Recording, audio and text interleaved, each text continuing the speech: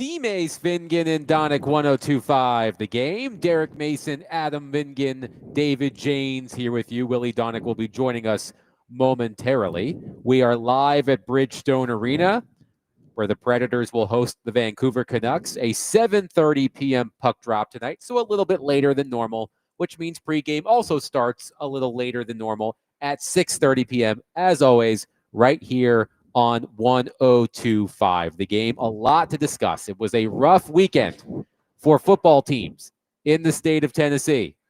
The Titans lost. Vanderbilt lost. The Vols lost.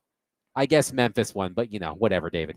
Oh, hey! Bring Memphis won. We're happy. They won on Halloween night. 1 out of 4 ain't bad, I suppose, but it was a rough weekend for football lovers in the state of Tennessee.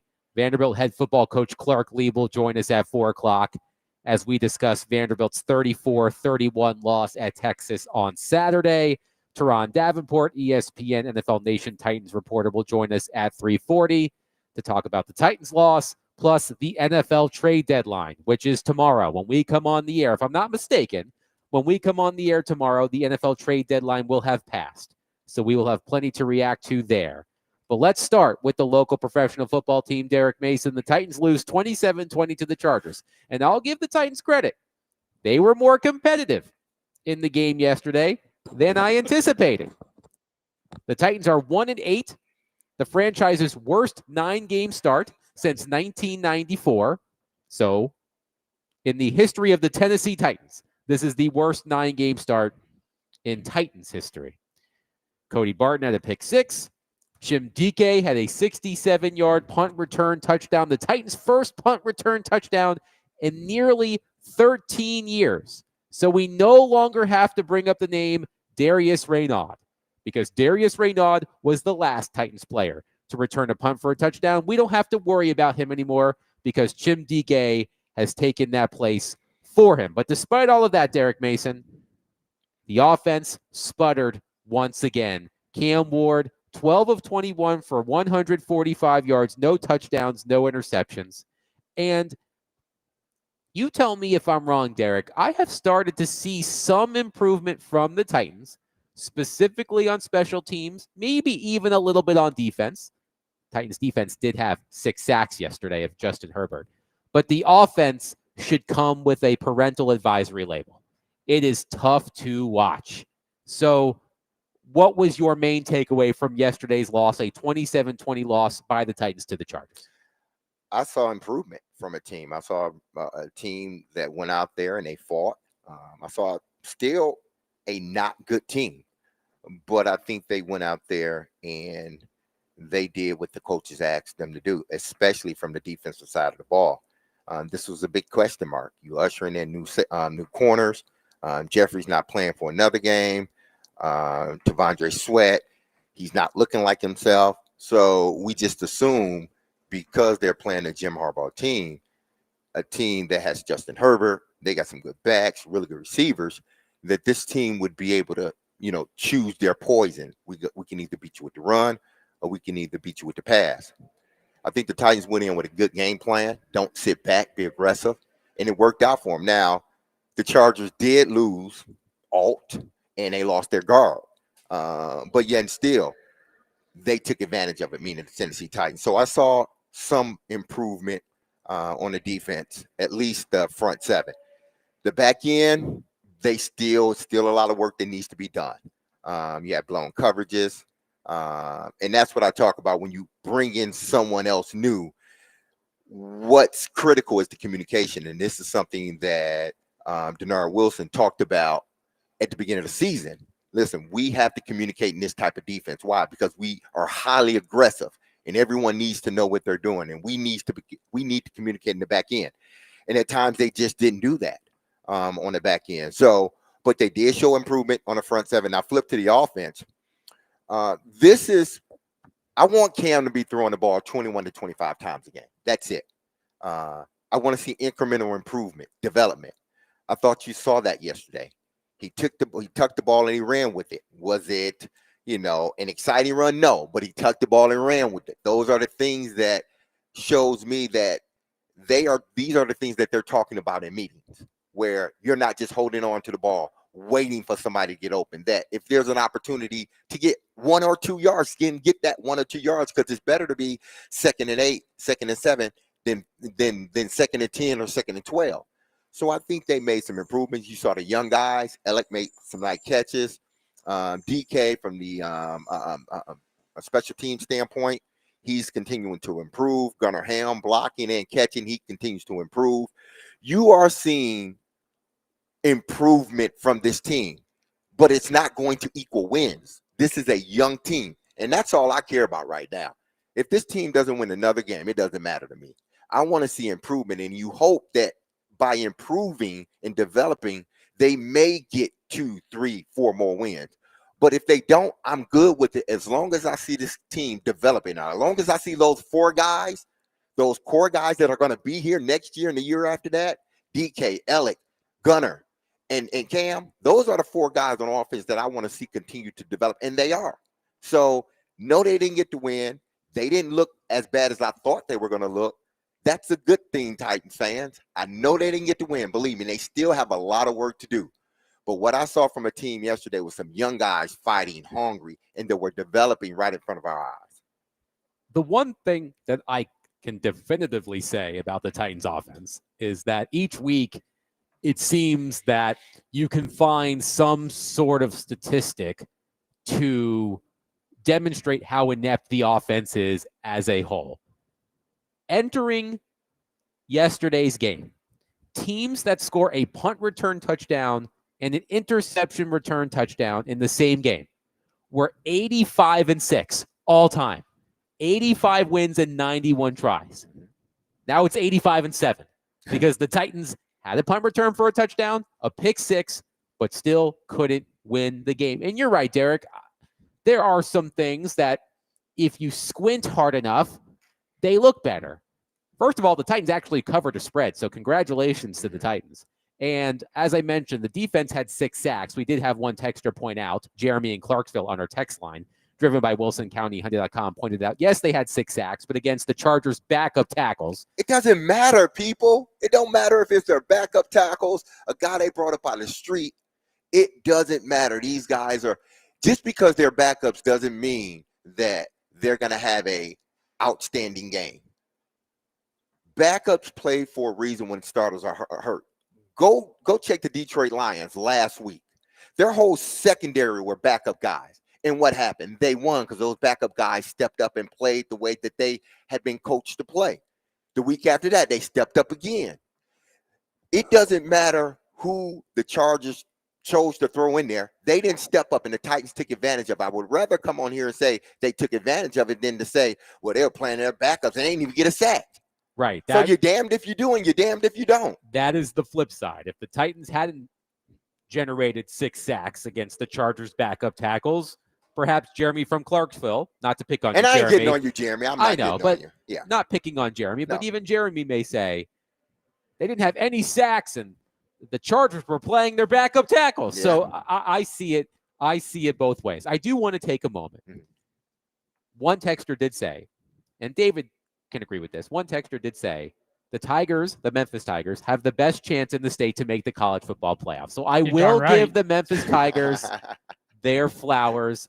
I am sorry for dismissing the Memphis Tigers at the beginning of the show. I will give the Tigers their flowers. Thank you.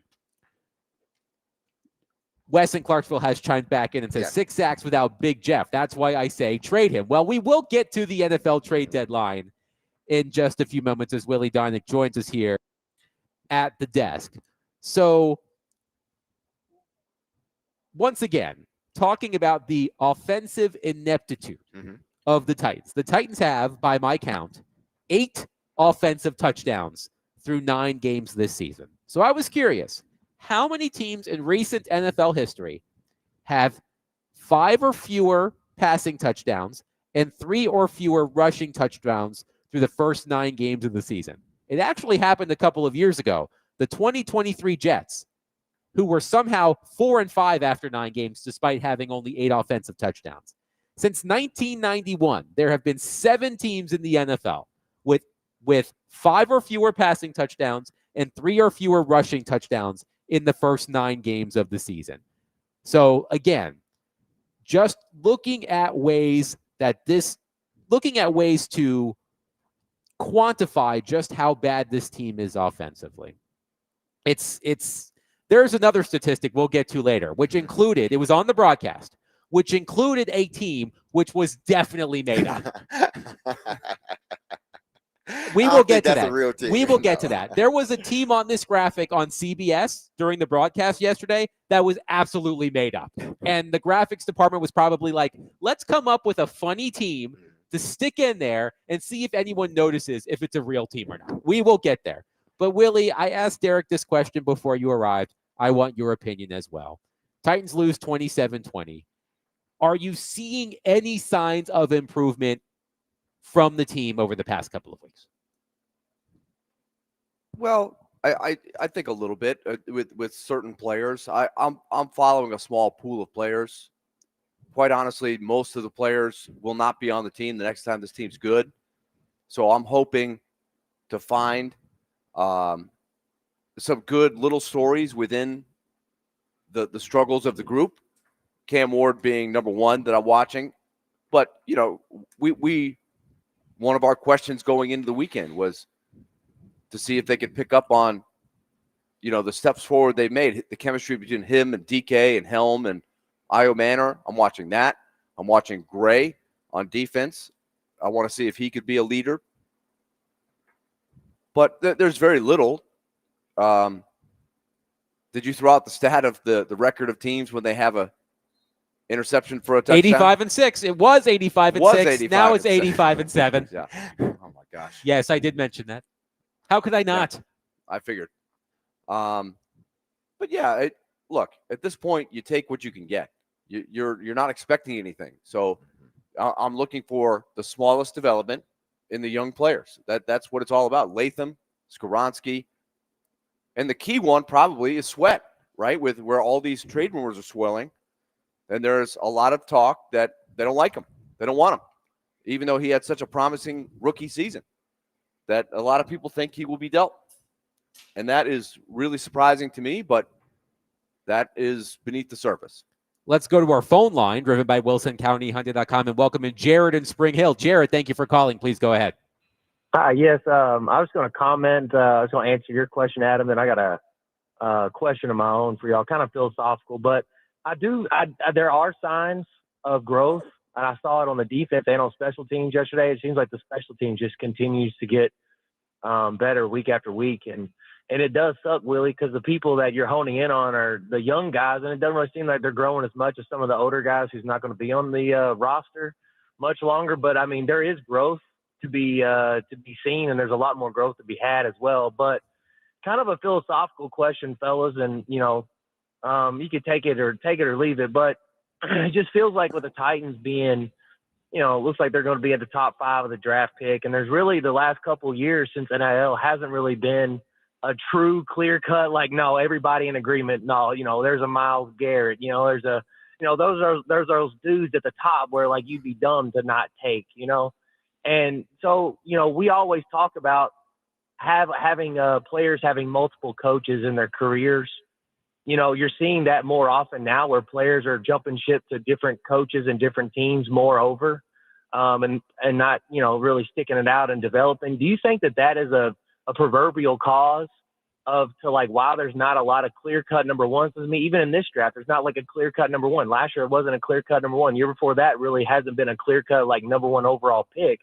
And we attribute that to, like, quarterback success, for example, with Cam Ward. Well, he's going to be on his third coach in a year and a half or whatever. But do you think it stems from college as well, which is why there's really not a lot of cream rising to the top? I know it's kind of deep and philosophical, but I'm really having a microscope on that just because the Titans are so bad, and I want those guys to be rising to the top and make it obvious for them.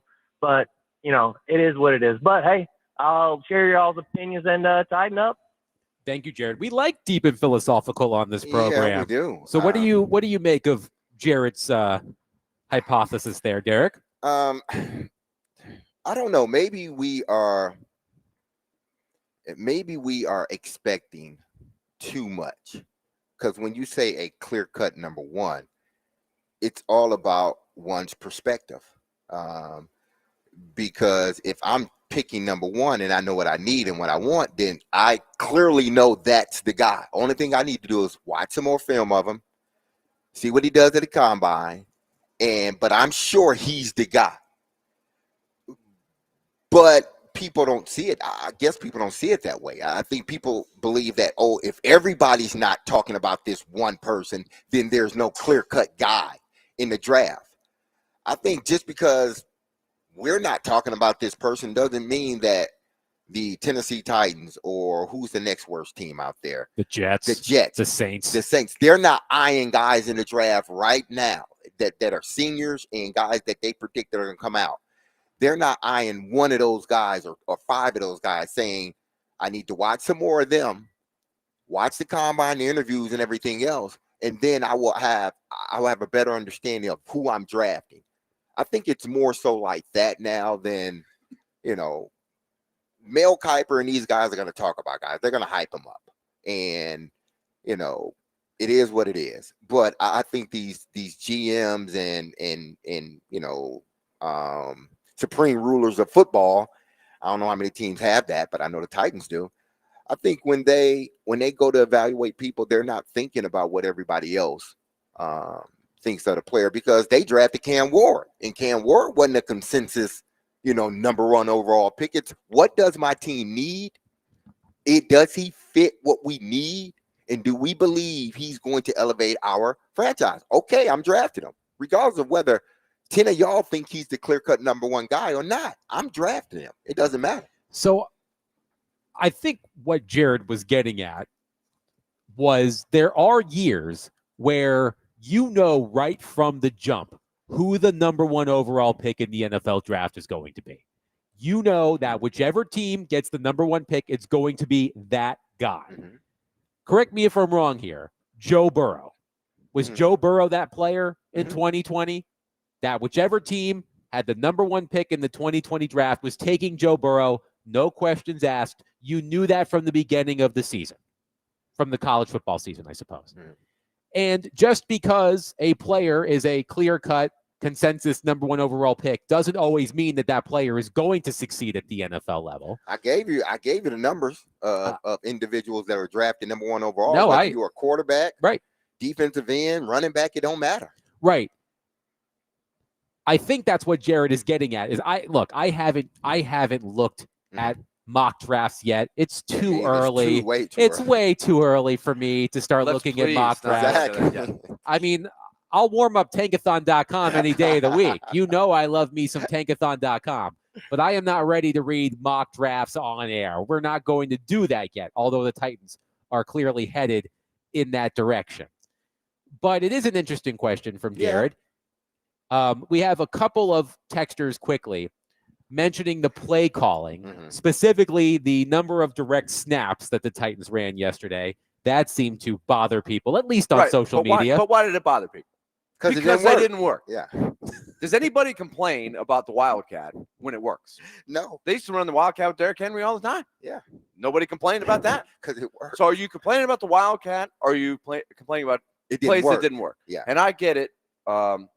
What's his name? Russ, the color commentator. It was Ross Tucker. Ross Tucker.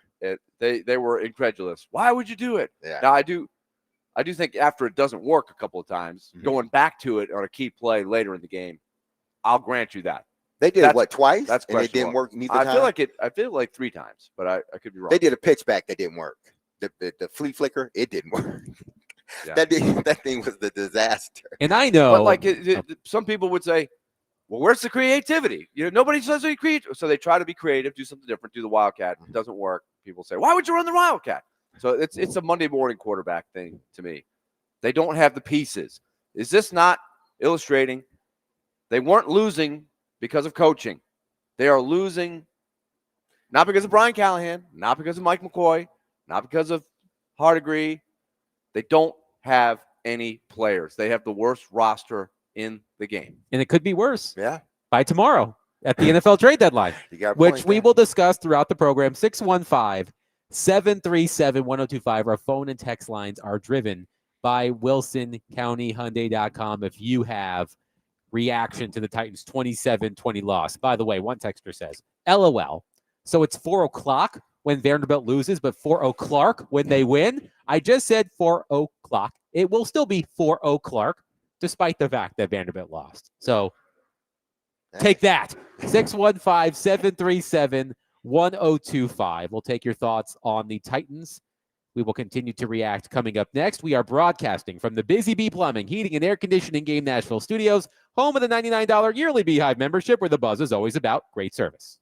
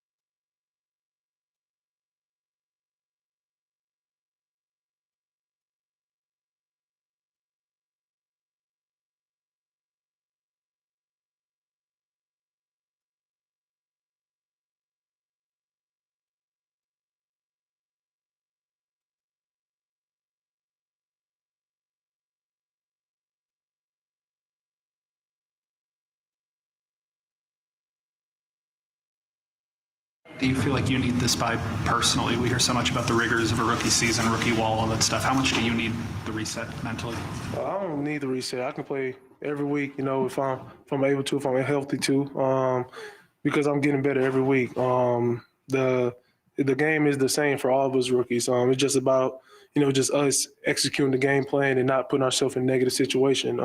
It's too many times where I have a bad play or a bad couple plays and, just derails the offense. And, I got to be better, on my job and then help lead these guys and try to win when we get back from the bye week. That was Cam Ward yesterday after the Tennessee Titans lost 27-20 to the LA Chargers. So during the broadcast, coming back from a commercial break, CBS Sports put up this graphic. Most consecutive games with fewer touchdowns than opponent. It's never good when you are listed with teams that played in the 1940s. The Chicago Cardinals apparently went 19 consecutive games between 1942 and 1945, having fewer touchdowns than their opponents. The 1976-77 Tampa Bay Buccaneers, 18 consecutive games with fewer touchdowns than their opponents. An expansion team that was, if you think about the Vegas Golden Knights expansion, it ain't the same expansion. That was the dregs. That was a bad team. Now, this is when the CBS graphics department is pulling a trick on all of us, because third on this list is something called the Dayton Triangles. 17 consecutive games with fewer touchdowns than their opponents between 1927 and 1929. With this little note, streak ended with franchise folding. So technically, and right behind the Dayton Triangles, which is a thing that once existed, the Tennessee Titans. It was 14 at the time. Now it's 15. 15 consecutive games with fewer touchdowns than their opponents. So congratulations, Titans. You have almost caught up to the Dayton Triangles. Are we sure it's real? Have we verified it? Because I have verified it. It's a real team. I have a cousin, Rob Howard, who loves stuff like that. And he used to, when he was a kid, he was like, when you talked about the Steagles, the story of the Eagles and the Steelers combining because they didn't have enough guys during World War I, I believe. World War II. Yes. He told me about that as a kid. So I remember that story. I have never heard of the Triangles. The Dayton Triangles. And why would you call a team the Triangles? So the reason why they're called the Triangles was because of where they played, where the home field was. It was called Triangle Park. That's why they're called the Triangles. Oh, okay. The mighty Triangles. Yes. The mighty Dayton Triangles. Not just the Triangles. As Chad says on our text line, guess the Toledo tetrahedrons were just off the graphic. That could be true. But I saw Dayton Triangles as I was watching the game yesterday, and I said, that's not a real thing. That can't be real. They had one of their noble players is Sneeze Achu. I swear. Sneeze Achu. That can't be real. No, I literally, it's literally on their Wikipedia page. I'll send it to you guys. Okay. Oh, wow. Sneeze Achu does have a Pro Football Reference page. He played 11 games? He played 11 games. Started 5 or 6. For the Dayton Triangles. So congratulations, Cam Ward and the Titans. You have almost caught up to the futility of the Dayton Triangles between 1927 and 1929. One texter has a question that we wanted to discuss anyway. One texter says, is Cam Ward scared to run, or is he just slow for a quarterback? Seems like he has opportunities every now and then to take off, but doesn't want to take them. And I know that Cam Ward isn't built like Justin Herbert, but watching Justin Herbert just truck guys yesterday, I wish that Cam Ward would get out and run the way that Justin Herbert did yesterday. It was effective. And I know that Justin Herbert is built like a prototypical quarterback. Cam Ward is undersized for an NFL quarterback. But Willie and Derek, you have been pointing out Cam Ward's lack of elusiveness for some time now. And watching Justin Herbert yesterday, I thought to myself, I wish Cam could do that. Well, think about the big runs that he had yesterday. He had 9 carries for 57 yards. He led the team in rushing, and it was timely runs that got big plays, a touchdown run, 29-yard run. I mean, he's moving the sticks. He's not going to He's not going to dodge people, but he's fast. He's strong. And you don't think of Justin Herbert as a runner, but this is a tool. And so it continues to be, I don't want to say my biggest concern, but it's right up there with Cam Ward. And I think we've been saying this for weeks, is when Louis Riddick said he's not a runner, but he runs just well enough, and he was talking about Patrick Mahomes-esque, I have not seen that once all year long. And I don't think he's got it in his skill set. And I don't know that you can get better at it. That's what I want to hear from you, D-Mace, is do you think he can develop this? Because I try to envision when I'm watching the Titans, because, look, we have to be creative watching the Titans. If you're watching them hoping that they're going to win, stuff like that, you're going to be disappointed probably. But I'm watching, what would Cam Ward look like with good people around him? Mm-hmm. What's that going to look like in 2 or 3 years? That's the vision. But in my vision, I come away every Sunday very worried about his escapability. He goes down too easy. He a little bit like Will Levis. He steps up into the pocket, into the pressure. He doesn't seem to have a feel for where the pressures come from.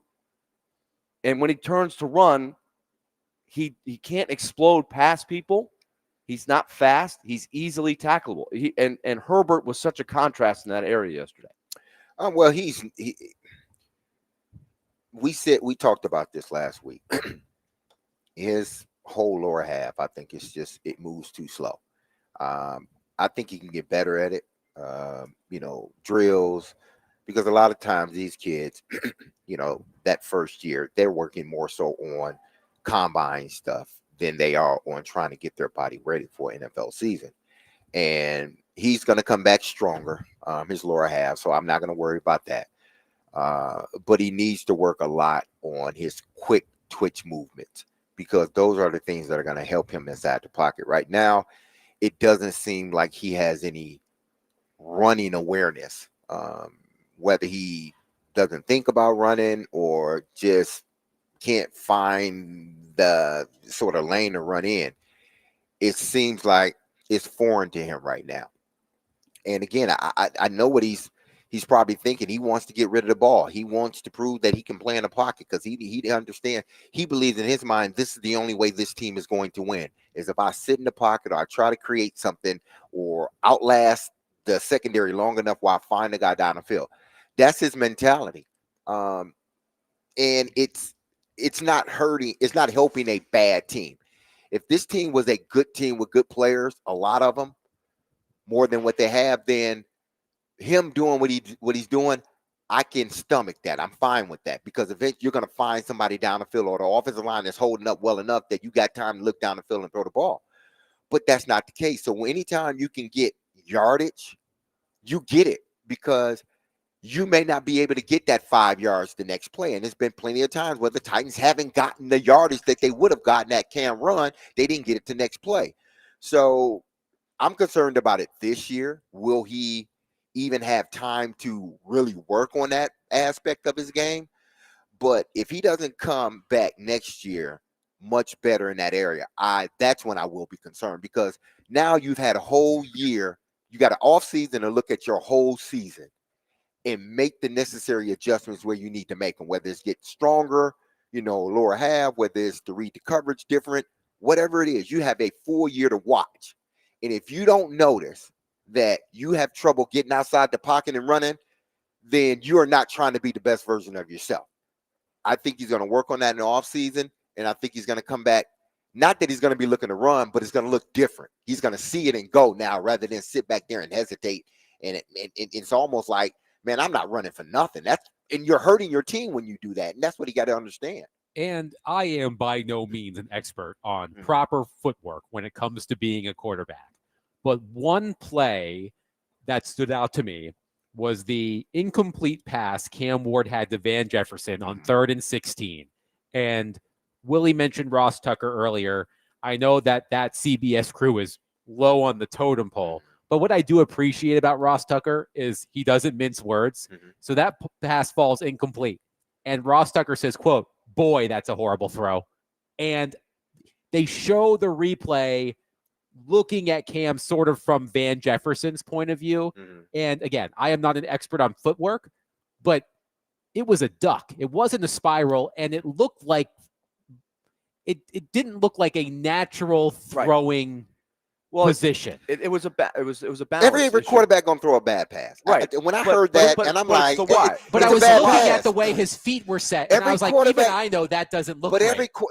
He does need to get better with his footwork. But I don't want to sit here and say critique him on every bad pass, because he's made a lot of good ones too. And that pass that he threw was a damn duck. I've seen every quarterback in the National Football League throw ducks. Yes, he needs to work on his footwork, and he has to get better. But I'm not going to look at that one and say he was rolling out. Your footwork is not going to be the best when you're rolling out and trying to throw, against the way you're rolling. He's trying to throw right when he's rolling left. Your footwork isn't going to be perfect. That was just a bad throw. It seemed like he didn't even have grip on. It seemed like he was gripping the ball from the middle of the football. When you grip the ball from the middle, it seemed like his thumb was more so in the middle of the football. When you do it when you throw it like that, it's not going to be a spiral. It's going to be more of a duck than anything. And that's what happened. Watch the ball come out of his hand. It seemed like he didn't have the ball firmly gripped the way he wanted to. Does that explain why he has this habit of losing the football without being touched? Look, it could be, yeah. This is, again, I'm trying to look at the vision 2 or 3 years down the road. These are the things. And let's be honest. We were noting his sidearm stuff, creative, okay? He has not had success with the sidearm stuff. That was one where he tried to be off balance and throw it like a shortstop, charging the ball and throwing to first. That's fine for Patrick Mahomes. And I know that's probably somebody he emulates a little bit. He's not doing it very well. So at times he does. At times, but not enough. Not enough. But that's what he you're going throws too many. No, but that's what you're going to get with a rookie quarterback. You're going to get that. You're going to get the ups, and you're going to get that. I understand. When he's got time, he's got to set the feet. But he's never had time. When you're rolling out to your left, that you one can't. He did. No, he didn't. He's rolling out to the left. He doesn't. If he stops and try to hit him, somebody's coming right through his earlobe. Ear hole. Ear hole, whatever. Somebody's coming through his ear hole.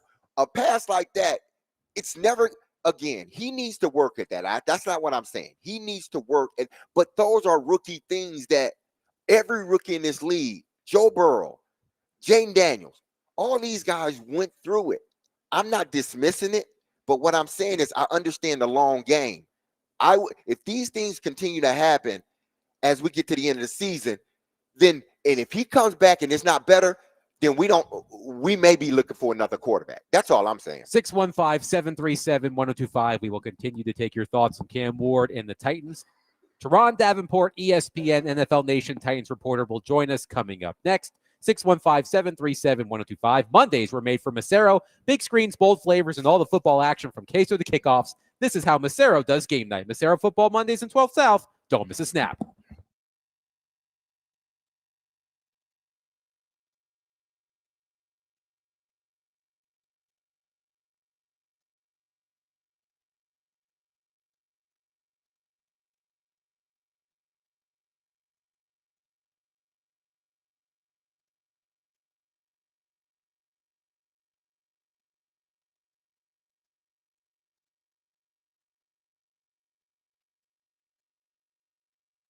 Derek Mason here. If you've injured yourself in a motorcycle accident, go to lawtigers.com for your free case evaluation. Even if your accident was months ago, you have nothing to lose by calling Law Tigers. Insurance companies want to pay out as little as possible, or frankly, nothing at all. Law Tigers make sure you get the compensation you deserve. And does it get paid until your case has been settled? Look, they understand how much your bike gear is worth to you. So they will help you get it all repaired, or better yet, replaced. Law Tigers is the resource the motorcycle community turns to when in need. So whether it's to support you at an event, or if they see you broken down on the side of the road, with Law Tigers, you'll never ride alone. So call 1-800-LAW-TIGERS or visit lawtigers.com. Law Tigers is powered by Freeman and Fuson. You can find them in Nashville, located at 2126 21st Ave South. That's Law Tigers, Tennessee's motorcycle lawyers.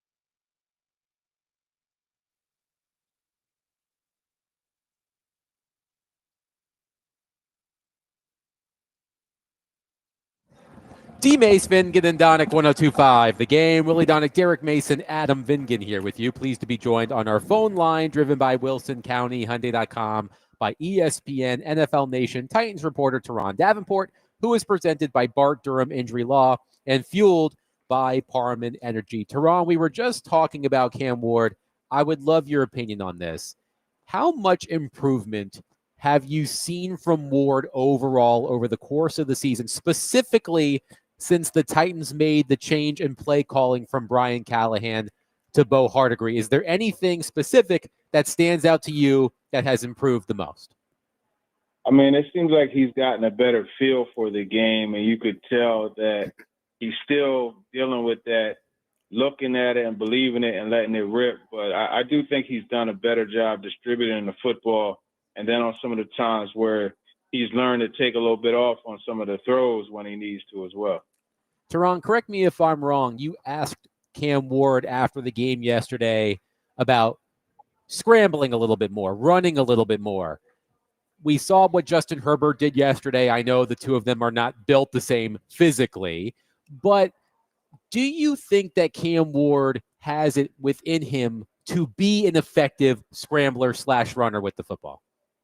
Yeah, I think he could be effective. And what degree of effectiveness, it varies, but I think he could be someone that when it's time to run, to go ahead and do it. And he showed it, and that's why I mentioned what he did in that game against the Chargers. And then you even look at just the ability to run the pass, too. I mean, that's something that he's always done well. And you look at the Iron Manor touchdown, their first connection back, earlier this season, and that's what happened there. So I think he can absolutely, but I mean, he's not going to be your Patrick Mahomes, your Lamar Jackson or nothing like that, but he could do enough.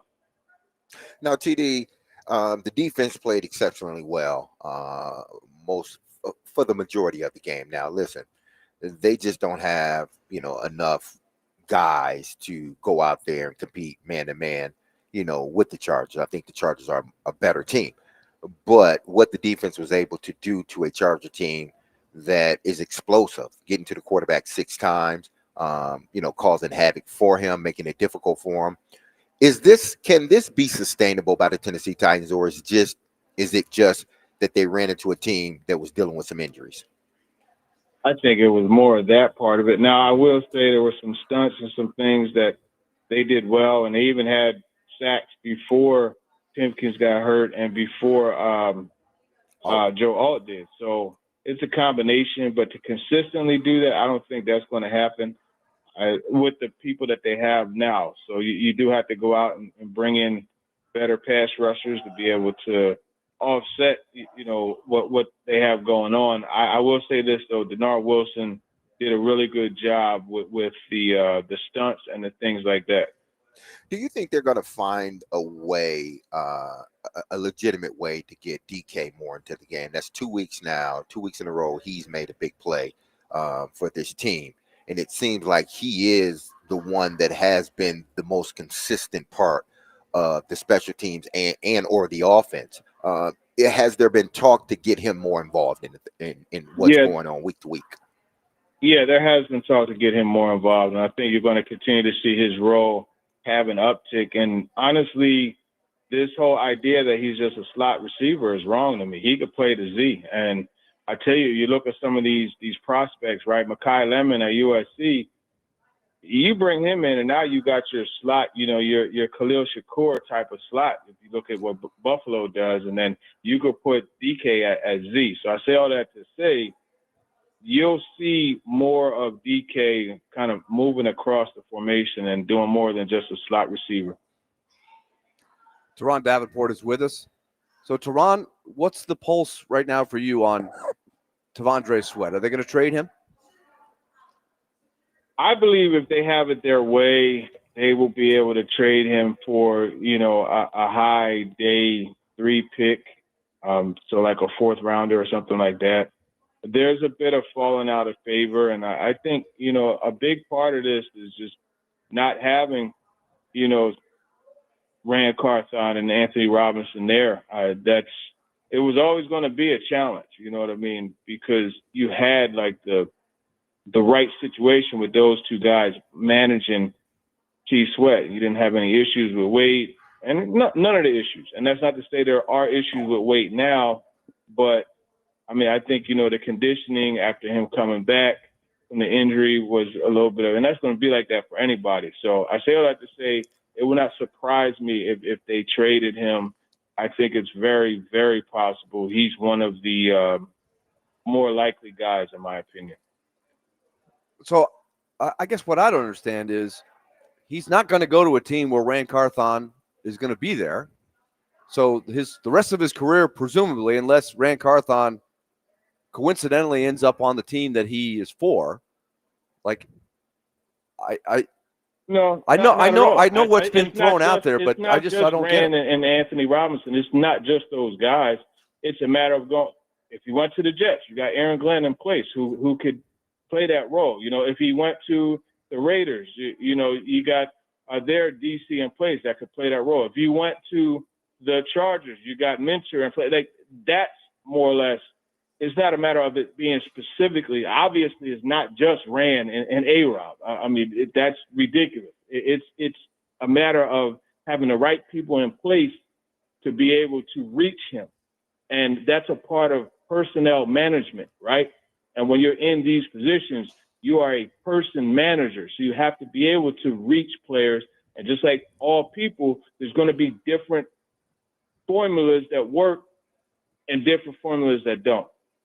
But it seems to me that there seems to be some skepticism that they can get it out of him, even because I'm thinking, here's a guy that's a unique physical specimen, right? And he's shown that he can be productive in the league. He was their second-round pick. So if you're saying they're going to accept a fourth-round pick, something like that, why wouldn't you try to bring somebody else in for next year that can be that guy, that can lock him back in, rather than just give him away? Well, I mean, unless you could predict them signing a coach that is going to be, that, because, I mean, remember, the trade deadline is tomorrow, right? They hire a coach. That's not going to be until January. So there's a lot of time. And then going forward, what if they don't hire the coach? There's too many variables. And I mean, the bottom line is, and it's not unique to this situation, there are plenty of teams where they have somebody, it doesn't vibe right with the new regime there, and there's a move made. Right. I'm just saying they seem to have accepted a loss on trading players that were not drafted by them, right? They accepted a loss on Brownlee. They accepted a loss on McCreary, in my opinion. And now it looks like they would accept for their second-round pick, who's young, to take a fourth-rounder. That's just cutting your losses. So I'm seeing a pattern here that it looks like they're just clearing the decks of everything that happened before they. When I say they, it's really Borgonzi, right? Everybody else was there. Yeah, I mean, look, when you have a new regime in place, this is what happens. Like, you have roster turnover. And so, this isn't some unique kind of situation. You have roster turnover. If there's a GM and he's in charge with building a roster and a guy may not be in line with the image of the roster that he wants to build or the type of guy, whatever. I'm not saying there's any specific part of it, but I do know that he's somewhat fallen out of favor with this group that's in place. And that falling out of favor is, I'm not going to say that he's not as much in line with where they are. And that's, I mean, you've seen players get moved. Like you mentioned Brownlee, you look at other guys that could possibly get moved. Yeah, that's the reason why. One more on Cam. We had a good debate before you came on, Toronto. I'd love to get your vision of it. The off balance throws, the sidearm throws. Are you in the camp of let him keep going, because eventually, as he gets more mature, as he plays more, he'll start to figure out how to complete a higher percentage of those? Or are you starting to worry that he needs to set his feet more, or go the other way, be a little bit more mechanically sound? Yeah, you want him to be more mechanically sound, but here's the thing. How do we know all of the things that are going on in his mind as far as the mechanic and all of that? How do we know that that's not causing him to be a little inaccurate because he's not playing naturally, and the only thing that's going to get like with mechanics and techniques and anything like that, and from playing baseball, like it's reps. Yes. You have to rep it out. And I think it's absurd to expect this man to have a whole new throwing motion perfected in year one. It's just ridiculous to me to expect that. So it's going to take time. But in the meantime, I still think you need to do things that are more conducive to what he does well, a la RPOs, a la play action. You go out there and you run this wildcat stuff and you do that banging your head into the wall, seeing that it's not working, but you don't turn around and have that same stubbornness on something that your quarterback does well. And that, to me, is an example of the issues here. Teron Davenport has been our guest on D-Mace, Vingan and Donick. He is presented each week by Bart Durham Injury Law and fueled by Parman Energy. TD, great stuff as always, my friend. We'll catch up next week. All right. Appreciate it, guys. Take it easy. You as well. 615-737-1025. We'll continue to take your reaction on the Titans. We will get back to the Titans in a little bit. But coming up next, the Commodores fall 34-31 to the Texas Longhorns on Saturday. Vanderbilt head football coach Clark Lea will join us coming up next to discuss that loss and more. 615-737-1025. D-Mace, Vingan, and Donick is presented to you by Bax Homeworks, remodeling done right. Get a free estimate at baxhomeworks.com.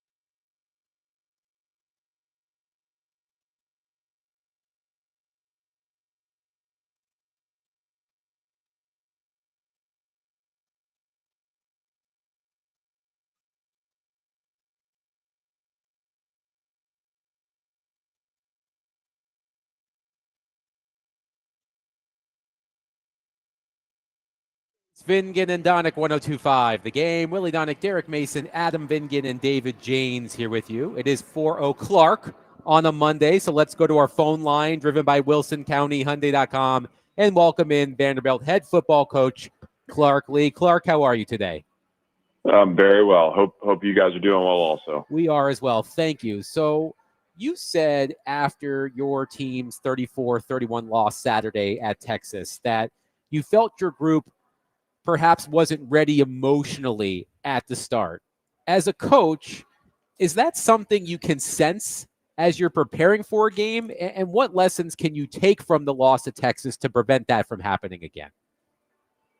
I think what I felt was just that we were a little flat. So I didn't sense it in the week, but I sensed it on Saturday. And look, I mean, you're playing against a really good opponent. So if you come out flat, you're going to pay for it. And we paid for it early.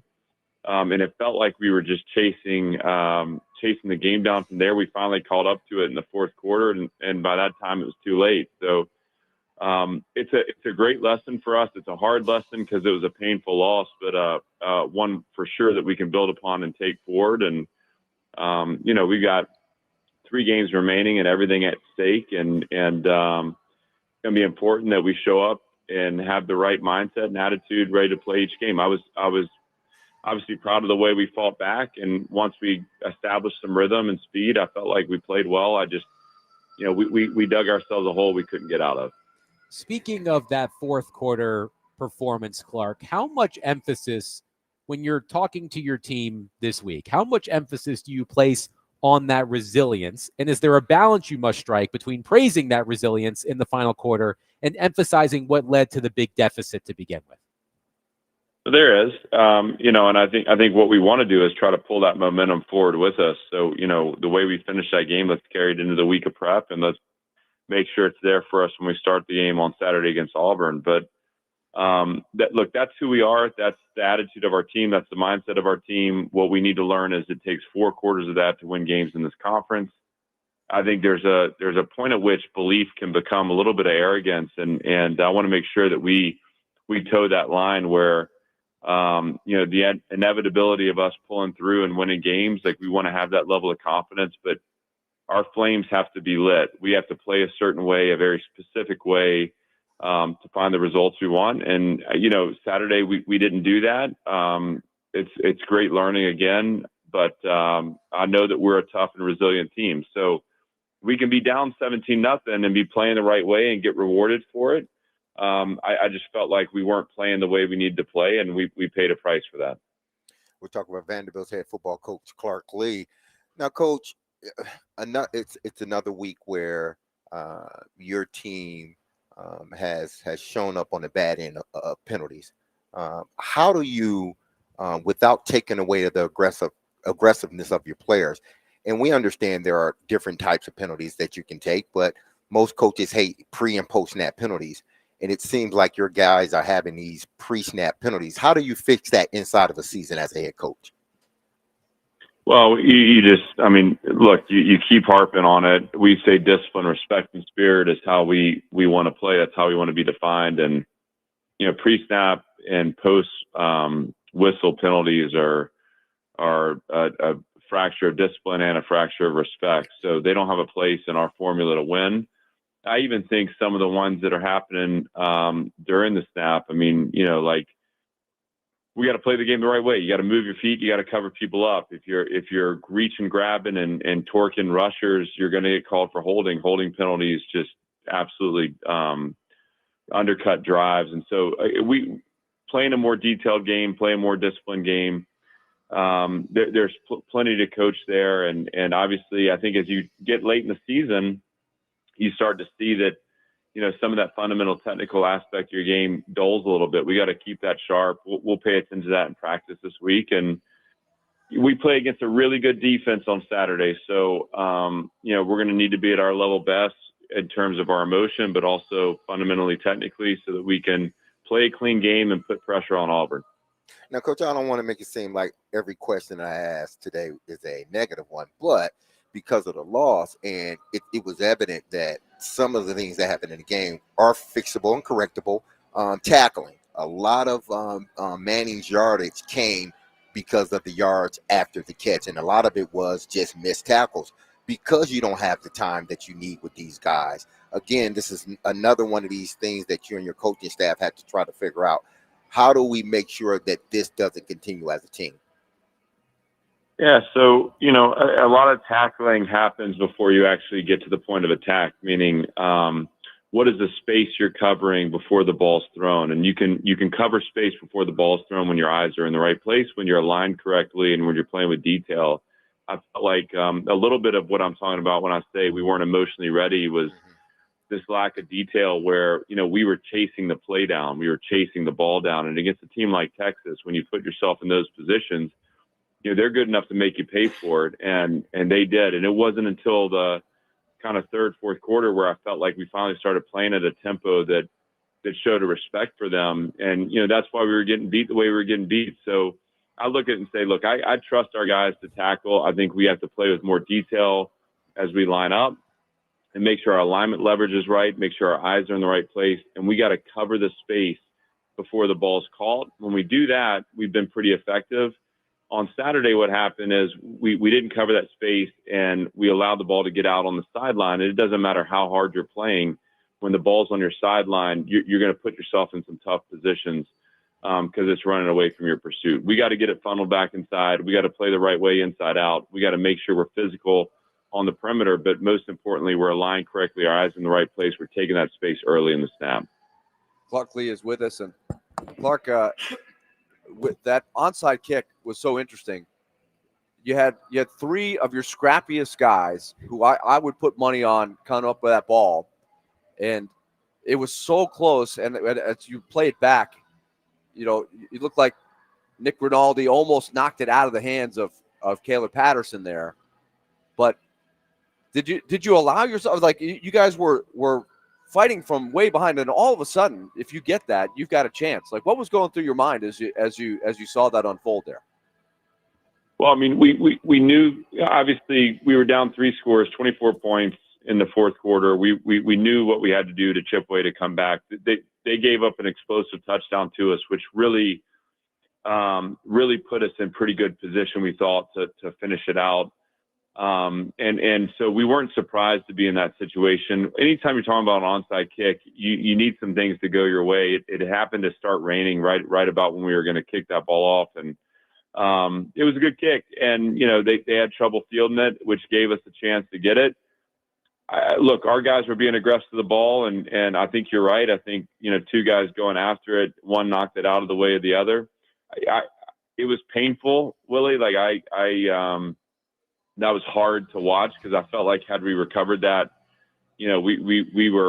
I felt like with our momentum, we were going to be in position maybe to go down and score a touchdown. But at the end of the day, we didn't play well enough to win the game. I think that the way we played early was undeserving of a good result. And so you have to recognize that I think we have to address the things that we need to address to make sure we're better positioned and we don't leave it to chance and make it come down to an onside kick. This was the same game we played a year ago against those guys where you felt like if there was one more quarter, you were going to win the game. This one was even a little tighter. And yet it was about our early play that kept us from the result we wanted. Did you like that because on the telecast, oftentimes you guys get labeled as, because you guys are a deliberate offensive team, that, hey, they're not equipped to make comebacks, etc. But that kind of showed everybody that you guys have the capability to open it up, pick up the tempo. Does that give you a little more confidence? Hopefully you're not in that situation too often, but the versatility of your offense came out, I thought. I agree, and obviously Diego is such a dynamic player, and I mean Eli Stowers had a career day. I mean, there was a lot to like about that. I think I also feel like, and I told this to the team yesterday. I mean, our team psychology, just the way we're attacking it, the mindset, the way we never quit on the game. I mean, that will serve us well. What you want to do is see that counter punching happen at 17-0, and that we claw our way back in the game early. We just were never able to get momentum until the fourth quarter. And I think part of that is I think Texas let their guard down, and that's where we landed some combinations, But look, no matter what, it's a 4-quarter game. We didn't like the way we played early. We finished the right way. Maybe they had their guard down at the end.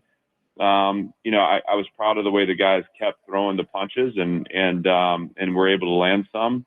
If we can clean up some of the detail early, if we can make sure that our flames are lit and we're playing at the tempo we need to play at to start the game, I think you're going to look at a contest there that's tight, and the game's going to fall to the team that can play the cleanest. On Saturday, we weren't able to get to that point, and it was unfortunate. But like you say, I thought the offense did a great job of giving us a chance there at the end. And credit goes to Tim Beck, credit goes to Diego, and obviously Eli having a huge performance as well. How much do your coaches adjust in preparation when you're preparing for a team that's made a change at the top? Do you anticipate that much will change? How do you try to account for the X factor of that change? Well, it's hard. I mean, you're going to expect this Auburn team to play a little looser, a little freer. You got to imagine kind of the external noise of the last 2 weeks has probably been pretty burdensome to them. And this is a really talented group now. I mean, this is a really skilled offense and perhaps the best defense we've played against. So, we have to rely on a couple things. One is that, we're a team of kind of blood and guts guys. We're fiber guys, and this is a connected group that care a lot about each other. We need to carry that brotherhood to the field with us. We have a lot at stake too, and not that we want to hold it too tight, but we want to recognize that having something at stake gives us the license to play really, really hard over the course of 4 quarters. The game's going to come down to battling inch by inch, and that's the nature of playing against Auburn. We're tough enough to do that. Obviously, again, we expect their best performance in return, and I expect a freer Auburn team to be able to make a few more plays. We just have to have our cleats in the ground and weather the emotions of it, and hopefully settle into a game that looks like Vanderbilt football for 4 quarters. Clark, piggybacking off of Willie's question there, I'm just curious from your standpoint, how surprised are you by the sheer number of changes that have been made mid-season in the SEC? I know that SEC football, it just means more, and that all of these teams have high expectations, but to see 4 of your colleagues lose their jobs in one season, how surprised are you by that number? Well, I don't like it. I think it. I just think it's hard. I think this is an emotional endeavor. It's a human endeavor. There's a lot of connection in all these programs, and you want to see everyone have a chance to make it through a season with their team. And we all understand that there's scrutiny, and these are pressure cookers, these jobs, but it's just the timing of everything is hard. Teams trying to get positioned to get the coach they want, trying to get positioned in recruiting. Obviously, with transfer portal in January, that's going to be a huge moment for all these teams too. So I understand why everything is getting sped up. I also think there's a domino effect in that also, where one team making a decision leads to another one. But I would love to see all the coaches get a chance to make it through the season. It's unfortunate they don't get a chance to do that, but that's also life. And we when we sign up for these jobs, we understand what we're signing up for. So it is what it is. We just got to keep a focus on what we're doing. But certainly, I feel for my peers, and I feel for those programs too. Vanderbilt head football coach Clark Lea has been our guest on D. Mace, Vingan, and Donick. He joins us every Monday during college football season. The Commodores are back on the field Saturday at home against Auburn at 3 o'clock. Clark, thank you as always for your time, and good luck Saturday against Auburn. Hey, thanks, guys. Good to be with you. You as well. Clark Lea on the program. A quick shout out, keeping it in the Vanderbilt family. Quick shout out to the Vanderbilt women's basketball team. A 74-65 win in Paris. Jake Lyman just gallivanting around Paris right now. Michaela Blake's 27 points for the Commodores in Paris. Against Cal. Cal. Who plays in the Atlantic Coast Conference.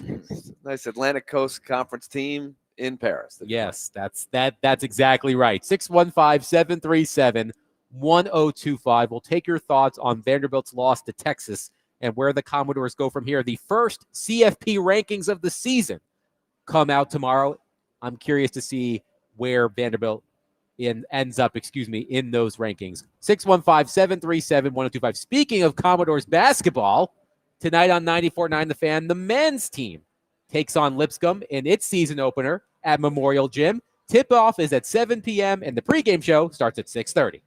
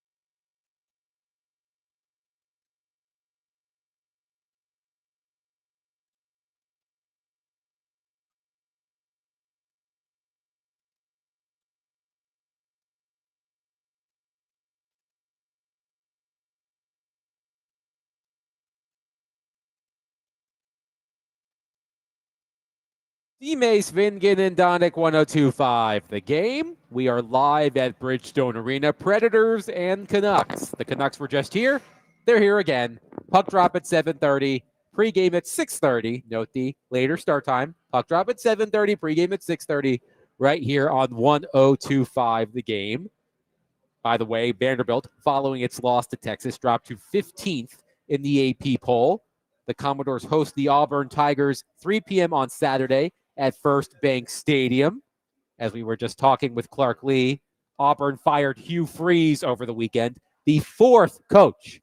25% of the SEC has made an in-season coaching change. Arkansas, Florida, LSU, and now Auburn. So we'll see how the Commodores do against the freezeless Auburn Tigers this Saturday. But let's go back to last Saturday. Vanderbilt loses 34-31. Credit to Vanderbilt. Made it interesting in the fourth quarter, but the Commodores trailed 34-10 at the start of the fourth quarter, and it was a rough start for Vanderbilt. First play from scrimmage, Ryan Wingo, a 75-yard touchdown. Diego Pavia fumbles on the ensuing possession for Vanderbilt. Texas scored a field goal on that possession.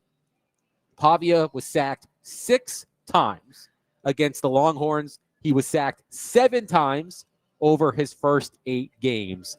Vanderbilt held to 58 rushing yards total, the fewest since Diego Pavia joined the program. So we've been talking so much about the first-time sinces with how well things have been going for Vanderbilt, but a rough outing on Saturday. The CFP rankings come out tomorrow. I assume Vanderbilt will not be in the field. I'll be curious to see where the committee has Vanderbilt following its second loss of the season. But Willie, the story of the game was something that Derek asked Clark Lea about. A lot of missed tackles. 258 of Arch Manning's 328 passing yards came after the catch. Just a lot of poor tackling, a lot of yards after catch racked up by the Longhorns, but a rough game for Vanderbilt after playing so well for several weeks. Well, I was absolutely stunned at the first play of the game. That really is the play that sets the tone. Is you have a quick throw to the outside where you're in perfect position to not give up a touchdown. Like, it's one thing to give up 10, 12 yards on a play like that. But to have the stunning result of that guy goes through your whole team where some of your best tacklers take a bad angle or miss, that wasn't good. And then Pavia fumbles on the next thing. You couldn't get off to a worse start. So that was stunning. And that was very disappointing, as you heard Clark Lea say. I think the interesting thing was how often throughout the rest of the game Texas continued to have success just firing it out to the outside and winning those matchups there. Vanderbilt just did not adjust quick enough before it was too late. And I don't know if that is something that I'm sure Tennessee will take note of that. They have that in their offense, but spreading Vanderbilt's defense out some. And so Vanderbilt's was it just a bad day, or was that the speed of Texas that was a little quicker than Vanderbilt on that day?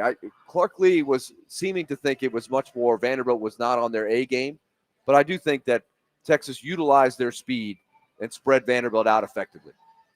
Yeah, they did. That was in the last 2 years, well, year and a half, or season, last year, season and a half. This is probably the worst that I've seen Vanderbilt play. Because it was more about, like, they knew the implications of this game. They knew how big this game was. It's not like they are sneaking up on anybody. And for them to come out and play the way they did at the beginning of the game, it was very disappointing. Very disappointing. I think, honestly, it's almost like you owe your fans an apology, because that's not you. What we saw in that first 3 quarters, really that first half, wasn't you. Missed tackles, undisciplined, stuff like that. The offense wasn't flowing. The defense couldn't stop anybody. Both line of scrimmages getting pushed back. We haven't seen that from Vandy. And to see it yesterday under that situation, it was disappointing. That's all I can say. It was disappointing. Yeah, they made a big comeback at the end, but there may not be another game where they can make a big comeback. You know, they can't, if their eye is set on making the college football playoffs, or their eye is set on winning the national championship, they can't lose another game. Just can't. Yes, their margin for error is out the window. They can't. If Willie, he talked about off air, and I know we will talk about this, a 3-team possibly making it. A 3-loss team. 3-loss team possibly. It won't be Vandy if they lose another game. It might just be won't Oklahoma. It will not be Vandy. I think Texas could be a team. Texas could be the that team gets in with 3 losses. But that's why it was disappointing, because it's not like they didn't understand the ramifications and sort of the how big this game was. They understood it, but they didn't come out. Clark said he didn't get any indication that his team was going to come out like this. Throughout the week, every day, and you come out and you play extremely flat. But it was bad. Like the missed tackles was really, that's what got me. The missed tackles and the penalties. I just, in this league, it's hard to be flawless every week. I know, but that's not too many. There's too many good teams. But that was a good lesson.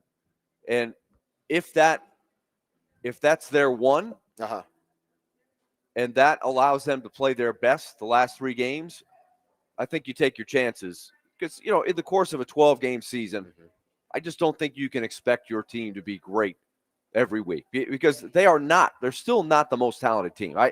Texas is a really interesting team to watch, because they've got all of this hype. They've got all of the talent in the world, and they know they can't lose again. Texas, Georgia is going to be oh, yeah. I mean, think about that. And then you've got Texas A&M. Texas may be able to get away with another loss if Texas A&M doesn't stumble. But there's still so much football left to be played in the last 3 weeks. Yeah. All of these key matchups, the picture can change a lot. So I'm really not that concerned. Oh, I'm very concerned with what happens. With what happens on. No, I'm saying with what happens on Tuesday.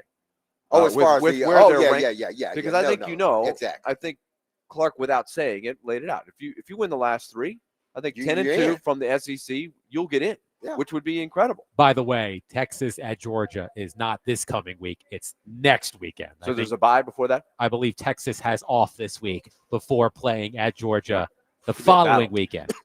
For what it's worth, Pro Football Focus missed tackles by Vanderbilt on Saturday. C.J. Hurd, 6 missed tackles. Oh, yeah. I don't know. He really was off. Langston Patterson, 4 missed tackles. Nick Rinaldi, 2 missed tackles. Multiple players with 1 missed tackle. And those guys are good tacklers. But C.J. Hurd, 6 missed tackles, according to Pro Football Focus on Saturday. And D-Mace, you've heard this talked about a lot, but I think those guys are really good tacklers. But if you're a step slow and you're not you're kind of there, but you're not in great position, you miss the tackle if you're a little slower, right? But that's what Clark was saying. You have to, when you play against a team like Texas, you can't be chasing things. You have to be in a proper position. Your eyes have to follow the play the right way. And if you don't, they will make you look bad. And Texas made them look bad. Right. So that ends up being my question is, was Vanderbilt just flat, which is Clark Lea's hope, right? Or was Vanderbilt a little slow? Was Texas pretty fast? Or is it a combination of all 3? There was no question. Texas came into the game saying, we think we're faster. Yes. Let's get the ball to the outside. Let's make easy throws for Arch Manning. We won't get him hit this way. And we think we can win matchups out there. And it worked. That was the game right there. The throws to the outside, the easy yards they got, that won the game for them. Well, we've talked about this before with Vanderbilt. Because if you just and it's no slight to Vandy, but if you look at the upper half of the SEC and you start comparing them talent to talent, Texas has more talent to them. Alabama has more talent to them. Then when you play teams like that, I think Vandy's a good team. I think they maximize the most out of their players than I think a lot of teams in the SEC. But when you do that, you have to play. When Clark Lea talks about you have to see it, attack it, You have to, because you don't have the athletes they do. So you have to play a sound, disciplined game in order to give yourself an opportunity. And then they believe that their scrappiness, their aggressiveness, that'll take over. But first, they got to play sound, disciplined football, and they didn't. Keep in mind, I know, Willie, you somewhat disregard preseason rankings. But keep in mind, the Longhorns were preseason number 1 for a reason. They have that level of talent. And although the Longhorns hadn't played like that for most of the season, I think you saw what the AP voters must have seen at the beginning of the season on the field on Saturday against Vanderbilt. Right, and they're going to have to play like that. I think that's what Steve Sarkisian is hoping for, is his team finally got the wake-up call in the fourth quarter against Mississippi State before it was going to be too late, and they were going to be out of the picture. Because I think now, I believe a 3-loss Texas will have a really good resume because of the fact that they played Ohio State at Ohio State and lost. If that's the third loss compared to other teams that have 2 losses, there's going to be a heck of an argument there. And there are a lot of other leagues that just don't seem to have teams emerging as really good at-large contenders there. Let's go to Trey on our phone line, driven by WilsonCountyHyundai.com. Trey, thank you for calling. Please go ahead. Hey, guys. Thanks for taking my call. You were just about to touch on it there, but my question was actually going to be about Vanderbilt's chances with the college football playoff, because obviously I think they're kind of up against some historical bias there, where even if let's say they win out the rest of the way, and they do it in expected fashion, maybe they don't blow everybody out, and the rest of the schedule for the rest of the SEC and the nation kind of shakes out the way we sort of expect, without any crazy major upsets and things like that. I mean, do they even have a chance at this point? That would be my question to you guys is do they even have a shot left, realistically? Thank you for the call, Trey. I think 10-2, they would have a really good shot. I would be surprised if they didn't make it at 10-2. 9-3, no chance. I would say, but because I'm just looking at, there were a lot of teams for that last spot at 9-3 that had an argument last year. Remember, they went with Indiana and SMU from other leagues, and Nick Saban made a great argument as to, look, the SEC is so deep, it is very difficult to go through that league without stumbling somewhere along the line. But 10-2 with that schedule, I think should get them in. But when the caller said something like, if there's no other surprises, there are going to be some more surprises. Oh, yeah. Most teams have three games left, and most teams have probably 2. The contenders, right, have at least 1 or 2 big games left that they have to win. So there's a lot of things that are going to change, I think, between now and playoff time. Oklahoma is a good example. Oklahoma stays in it by beating Tennessee, but they've still got some very, very difficult games left still. Yes. Justin from Greenbrier says, I hate to sound like the prototypical Vandy fan, but I guarantee that they get snubbed out of the playoff picture tomorrow. They will just say it was inevitable for the same old Vandy to show up. I still say they barely squeak into the picture, even if they win out. I think I'm not. Tomorrow is not the end of the world if they're not. I'm not too worried. Don't worry about tomorrow. I'm not worried about tomorrow. I'm just curious what they're going to be tomorrow. No, it's because you got 12 teams going in. Yes. Where are they in relations to the 12? Are they 12, 11, or are they 13, 14, 15? I think if they're lower than 13, then yeah, they got something to worry about. They do. Because even though they may not be ranked in the top 12, if they're ranked lower than, say, the threshold is what, 12 teams to get in? Yes. 12 teams. If they are 16, I am worried about it, because now there's 2 or 3 teams ahead of them, and it, depending on what teams are ahead of them and their schedule, that could make it harder for Vandy to get in. If they're right at 13, I still feel good, because people in their minds still believe they have a legitimate shot at making a playoff. Willie, what's the term on Selection Sunday? First 4 in, first 4 out, next 4 out. Yeah, Vandy needs to be in the first 4, exactly. the first 4 out. But I'm not concerned about that now. I'm simply curious. I'm laser focused. This may be a little Coach Willie here.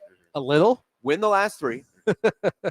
See where you're at. If you got to do that before you worry about any of this stuff. No, And I if get if that part. If they win the last 3 and they're not in, I will be stunned. But we have to see what happens, right? How many other 10-2s are there? Does it fall just right?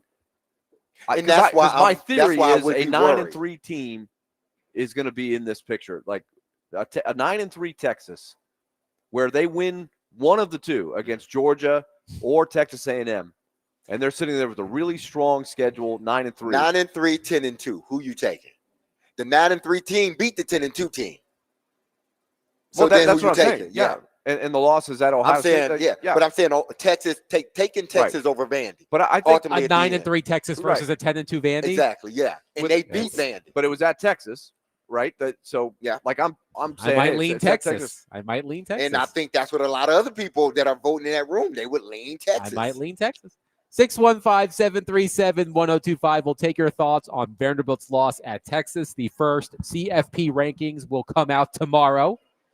We will also discuss the Tennessee Volunteers, who were effectively eliminated from CFP contention by losing to Oklahoma at home on Saturday. 615-737-1025. We are brought to you by Bax Homeworks, which transforms kitchens, bathrooms, and living spaces into places you can't wait to come home to. Get a free estimate at baxhomeworks.com.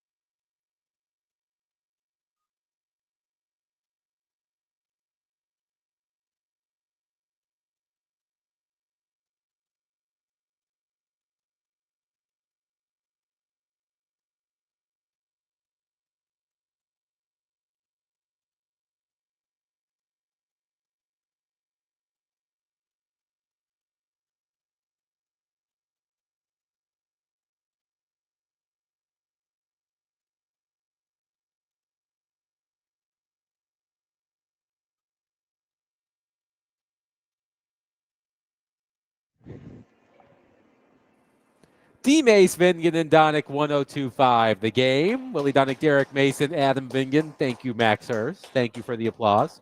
Max Hers will be on pregame tonight starting at 6:30, a little bit later because of a 7:30 puck drop between the Predators and the Vancouver Canucks. So Max High Maintenance Hers will be on the air starting at 6:30 after DVD. But we're talking college football. Vanderbilt loses at Texas.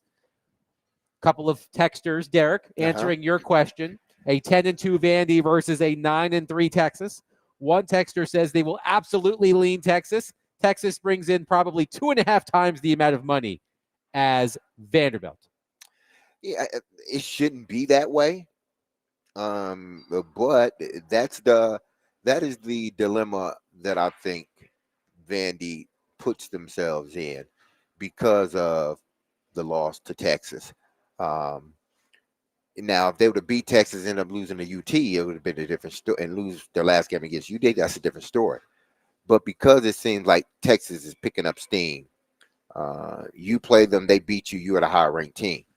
That's why I say that cutoff is 12. If you are not part of the first 4 out, then you need to worry, because that tells me those 4 teams in front of you, they need to lose. Whoever those 4 teams are, or 3 teams are, they need to lose. As a matter of fact, it may be 4, because there has to be some, jockeying for the top 12. So there are things that would need to happen for Vanderbilt in order for them to make the playoff. That's why I say don't just wholeheartedly dismiss the college football playoff rankings. Don't dismiss it like, oh, it's nothing, don't worry about it. It is about something. It's about where they're placed. So on NCAA.com, it has a college football rankings prediction that came out yesterday. It has Vanderbilt at 15th. Wow. 15th. So Notre Dame is at 12th at 6-2. Virginia at 8-1 is 13th. Louisville at 7-1 is 14th. Vanderbilt is 15th at 7-2. And that's the problem. Because that's not talking about the teams that are in front of those 3. Mm-hmm. That's just talking about those 3 teams and potentially what would have to happen. Vanderbilt would be in the quote unquote next 4, exactly. the first 4 out, behind Virginia and Louisville and ahead of Miami. They wouldn't. Wow. Miami's been struggling. See, here's what would help them is that one of those teams, because obviously one of them would make it to their conference championship, and say Vandy doesn't at 10-2, they don't make it. Well, they wouldn't be susceptible to another loss, later in the season where everybody's watching. Because if you go into that game and you lose it bad, you're out. So Virginia and Louisville already played this season. Mm-hmm. Virginia won 30-27 in overtime. So they've already played each other this season. So they already have the tiebreaker over Louisville. Right. So it's not a situation where, based on this prediction by NCAA.com, where, Virginia and Louisville are going to play each other before the end of the season. Yes. So one of those teams is going to get a loss. They've already played. Exactly. Now, their championship game, who is it? If it ended right now, who would it be? Virginia? Is it the top 2 team? Is it the top 2 teams in the division, in the conference? Excuse me. Virginia would play Virginia would play Georgia Tech at the moment. Okay, so that has the potential to put Virginia out.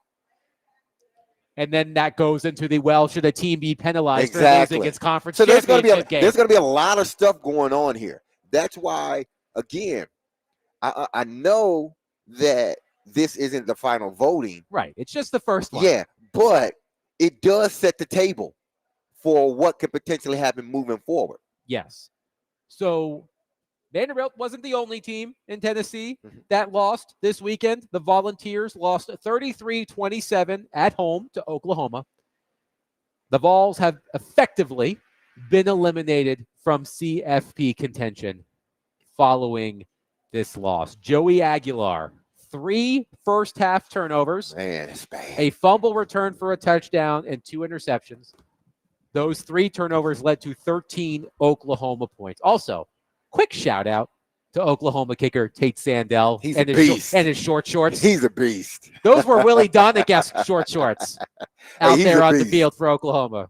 Dare I say, Willie? I would say the football version. He's got nothing. He's got nothing in the basketball though. We're back in the day. Sorry, Hey, listen. dehydrated. He's a beast. He's a damn good kicker. Longest with 55. And I like when he make it, he looks at you and he stares at you like, what? Who doesn't love a kicker with confidence? Absolutely. That's why he's one of my favorite players now. After that game, he's one of my favorite players. I'm not too partial of kickers. There are my favorites. Some of them that I play with are my favorites. But this kid right here, he's become one of my favorites.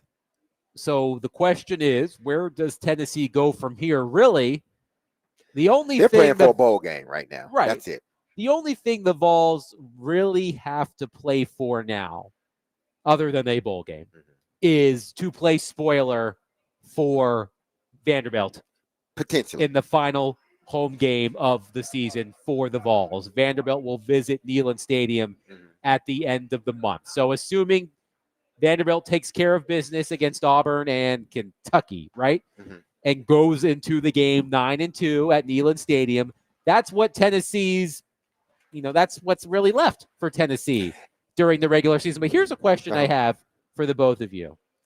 David Ubben of The Athletic, who used to cover the Vols, had this tweet after, it was actually yesterday, so it was after the game, but it wasn't right after the game. He said, quote, "That's a rough Tennessee loss, but Josh Heupel has raised the bar by a mile for what constitutes rebuilding. This was a playoff team that lost basically everything, lost its quarterback after spring, and has played all season without an All-American corner and an All-SEC corner, and it's 6-3. Nobody's asking Tennessee to accept losses or not be frustrated, but sometimes I wonder if the people angriest at Tennessee season were in a coma the last 20 years. Because remember, with all of the Nico stuff we were talking about, we were like, hey. I asked him before the season started to Chad Withrow. They've had a good year, I think. Now, there's still football left.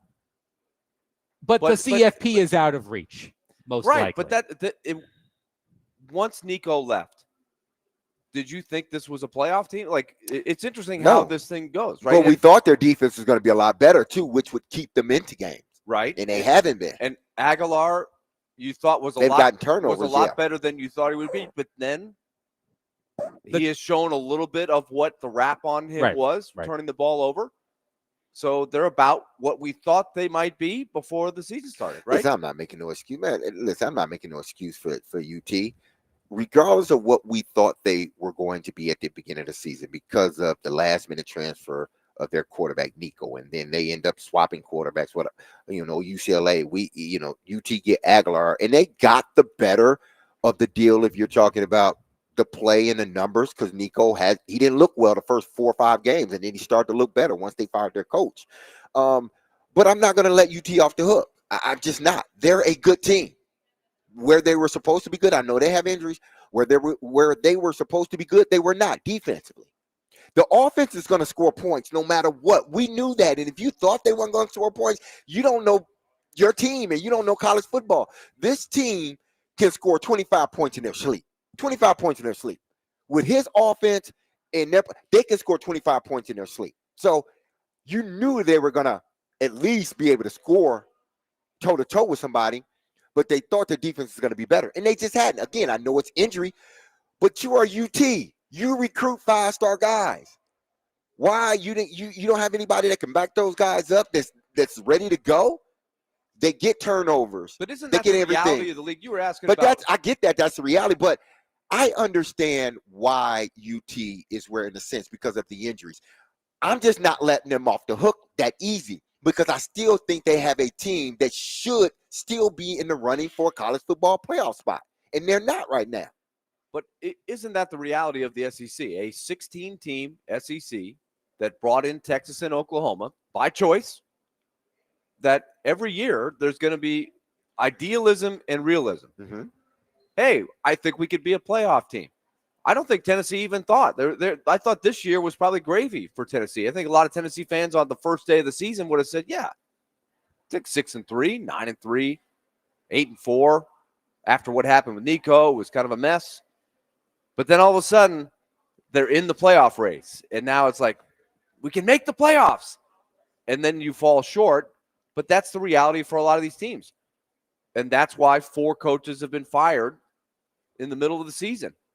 But I'm not going to let you off that easy, because when you were winning, I'm not we asking always to let anybody off we the were hook, all but saying like this is a playoff math. team. It's math. It's math. No, I get the math. I get that. When you have 12 good teams in a league, I get it. really good teams. That's why they're going to up teams the 13 playoffs. and 14 are pretty good. And even where are Auburn and Kentucky? That's who Vanderbilt has to beat. You don't think Vanderbilt could lose to Auburn or Kentucky? Yeah, they Absolutely could. But we could. didn't walk into the season thinking Auburn and Kentucky were going to be good. We didn't. They thought they were going to be good. Who? Auburn did. Every team in the league think they're going to be good on the first day. So UT thought they were going to be a good team. 16 teams can't be good. I know, but UT thought they were going to be good as a team. And they are good. And They're they not are. in the playoffs. But I'm not going to let them off the hook that Only quickly. 12 teams make the playoffs. I know that, but I'm not letting only thing I'm saying is I'm not going to say, well, we didn't think UT was going to make it to the playoffs anyway, and we didn't. And we just thought, 7-4, 8-3, 9-3, 8-4 would be great, and everybody go to a bowl game. Yay, UT! Yes, Heupel, he did it. No, this team started off as one of the hottest teams in college football, and still is one of the hottest offenses in college football. They just have not, when they played the big boys, Alabama, Georgia, and who did they lose to? Alabama, Georgia, and they lost to who else? Oklahoma. Yeah, Oklahoma did 3 really good teams. 3 really good teams. You need to step up and beat one of those teams. You have to. And UT just didn't do it. I thought they were going to be able to beat at least one of the 3. Oklahoma, I thought they were going to be able to beat.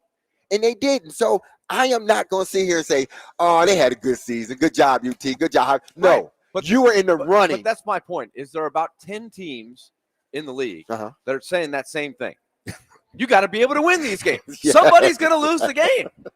Well, you need to win them if you think you're the team. But I get that. Uh-huh. But the problem is when you lose, people go crazy. Like, well, let's fire the coach. Maybe we should fire the coach. Maybe we should fire him. Like that's been whispered out there about Heupel. Josh, like, come on. He lost his quarterback after the playoffs. He stood up and said, nobody's bigger than the program. He took what he can get, and he's made a pretty good quarterback out of that guy. They've had a good season. And people are like, I don't know if Heupel's going to make it, man. I don't know. They kicking him out already. That's how crazy the fans are. They're crazy. It's insane. Do I need to remind you about how crazy Vols fans have shown themselves? It's all fans They in, could in be. the SEC. It's not based on reality. It's not. It just means more. Just means more. It just means more. That's all, Willie. It's not just a tagline. It's No. a way of life. Way of life. Willie. That's how they live. 615-737-1025. We'll take your thoughts on Tennessee, Vanderbilt, the college football landscape. First CFP rankings out tomorrow. We'll see where Vanderbilt ends up. 615-737-1025. Coming up next, the NFL trade deadline is less than 24 hours away. Which Titans players could be on their way out of Nashville within the next 24 hours? I also want to revisit something we discussed with Teron Davenport in the first hour about a player who is rumored to be available. 615-737-1025. We are live at Bridgestone Arena. Predators and Canucks coming up at 7:30. Willie Donick, Derek Mason, Adam Vingan, 1025 the game.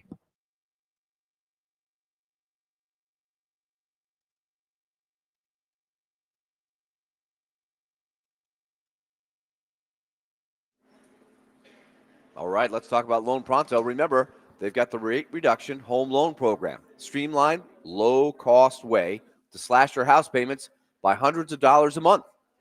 Rates are lower than they have been. So make sure that you call and find out what your, A, current mortgage rate is, and B, can Loan Pronto beat it? And the chances are, in the last few years, if you got stuck with a higher loan rate, Loan Pronto can get you in a better situation right now with one phone call. 615-499-5780 or go to loanpronto.com. You can lock in a fixed rate lower than your current one and close in as little as 2 weeks. No appraisal needed in most cases. You can skip your next 2 house payments entirely. And if you need money for your home's equity, that money is yours. You can put it to use and pay off those credit card bills that may be piling up and with some really bad interest rates. So this will be putting you on better footing. Call 615-499-5780 or go to loanpronto.com. One more time, 615-499-5780 5780 or loanpronto.com. Equal housing lender, NMLS 1661781, subject to lender approval, NMLSconsumeraccess.org.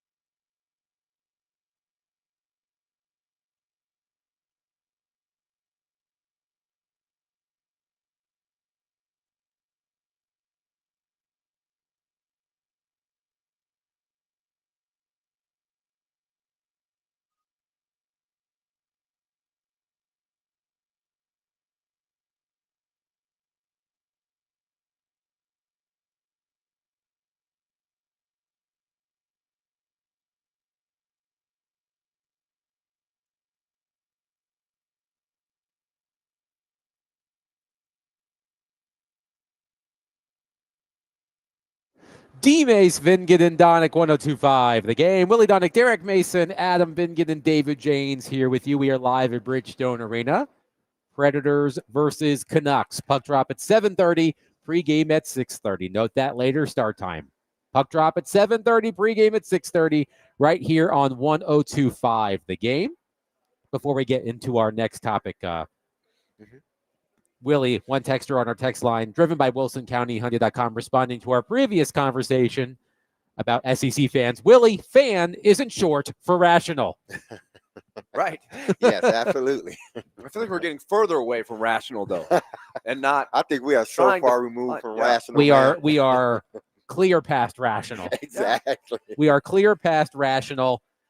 But the NFL trade deadline is less than 24 hours away, and we are curious how the Tennessee Titans will respond to the NFL trade deadline. By the way, the Titans lost 27-20 to the Chargers yesterday to fall to 1-8 on the season. But I want to start by following up on something we discussed with ESPN NFL Nation Titans reporter Teron Davenport in the first hour. If you missed that conversation, you can find it wherever you find your podcast. Just search for D. Mace, Vingen, and Donick. T'Vondre Sweat. T'Vondre Sweat's name has started appearing in these reports from the various insiders around the NFL. Teron called it very, very possible that T'Vondre Sweat could be traded by this time tomorrow. He said for a high day 3 pick. And In other words, we're willing to give him away. yes, not the best ROI, return on investment, for T'Vondre Sweat. A high second-round pick last year, you're trading for a high day 3 pick, God knows when. But, Willie, I thought your line of questioning to Teron was really interesting.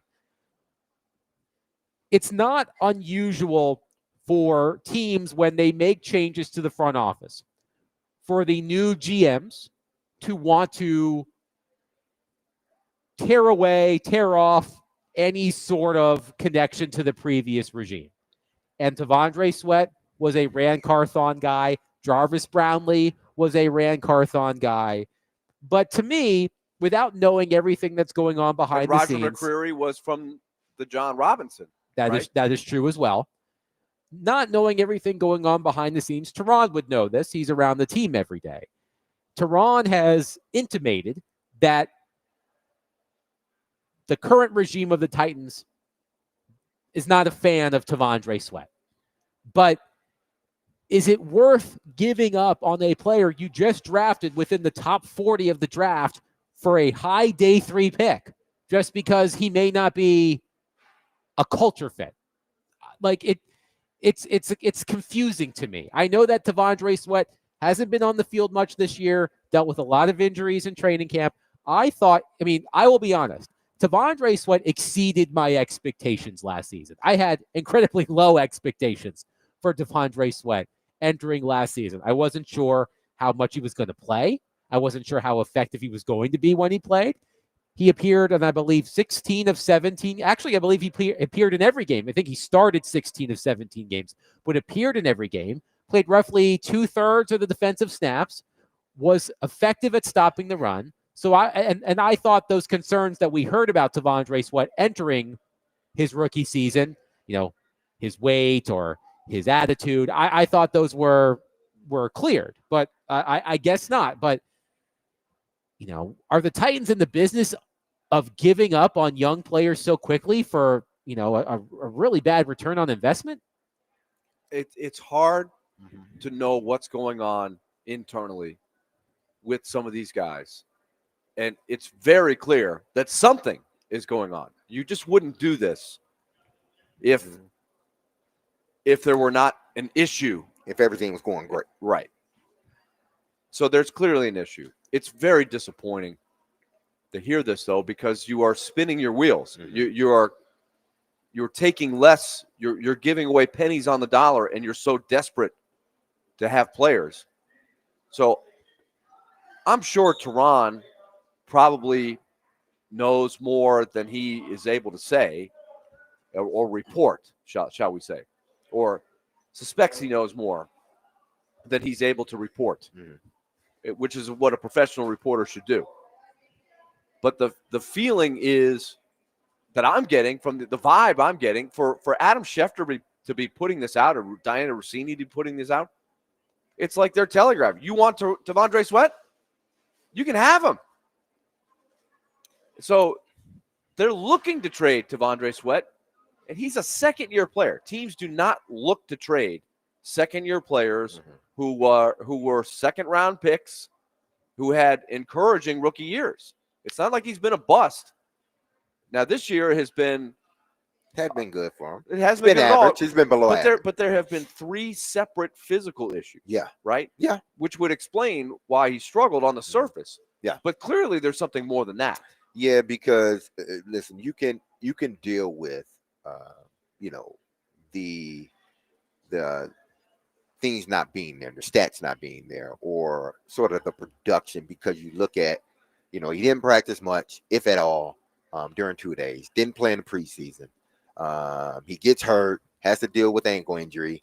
He had other things that happened, and then he comes back, and the numbers are not quite there. Well, hell, he has the same amount of sacks right now that he had all last season, which was 2. So I guess he is doing better from that standpoint. But right now he's just playing average, really average to below average football. And some of it can be contributed to the injury and him not having the time that he needed on the field to make sure his condition would stay up. A part of it is that. And, obviously a part of it could be what Teron is sort of alluding to, that, and I've seen it before, so I don't think it's out of the realm of possibility that a player, no matter how, unless he's just a guy that you can't live without, like his talent completely, overcomes his headache, then I can see how something like this that TD is alluding, I can see how that happened, because I've seen it happen in locker rooms where you're like, man, that dude he's a good player. But then for whatever reason, he may have missed meetings. He may don't show up on things on time during when we're in the building. He's just more of a headache than anything. And then all of a sudden that guy's gone. He's been traded. And you're like, man, he was a good player, but he didn't fit what they wanted for a locker room and organization. So they're like, it's better off to just trade you now than to allow this to fester. Same way with Brownlee. I didn't agree with the Brownlee, but I don't know what they know. I didn't agree with the Brownlee. I didn't agree with the McQuarrie, even though I said McQuarrie would get traded at the beginning of the season. I said he would get traded. It's the kind of thing, though, that can make you look bad. Yeah. If the guy down the road, and it's early, Brownlee looks like right now the Jets are like, Man, hey, well, we yeah. got a good made player. a nice trade here. I could see that happening with Sweat. So you have to. It's hard to do. I guess it's easier to do when you didn't draft the guy. Yes. But I'm concerned about this. Like, is he worth giving up on at this point? Is it that bad that you would just shop him around and say he's only in his second year, but let's just dump him for a 4th-round pick when he was a 2nd-round pick? We've got a couple of Adams on our phone line. Let's go to Adam, not from Portland, first on our phone line, driven by Wilson County Hunter.com. Adam, thank you for calling. Great name. Go ahead. Hey, how you doing, guys? So I totally agree with what y'all are saying with the Sweat situation about not giving up on a younger player, especially one that, so early on looked promising. And honestly, I don't think that's what they're doing. I mean, I think that could be a smoke screen to actually trading Big Jeff. And this is why I think that. I want you guys to tell me why in the world, after all this time, would Big Jeff not walk in that front office and say, get me away from this dumpster fire? It's crazy what y'all got going on around here. Year in and year out, you can't hire a coach.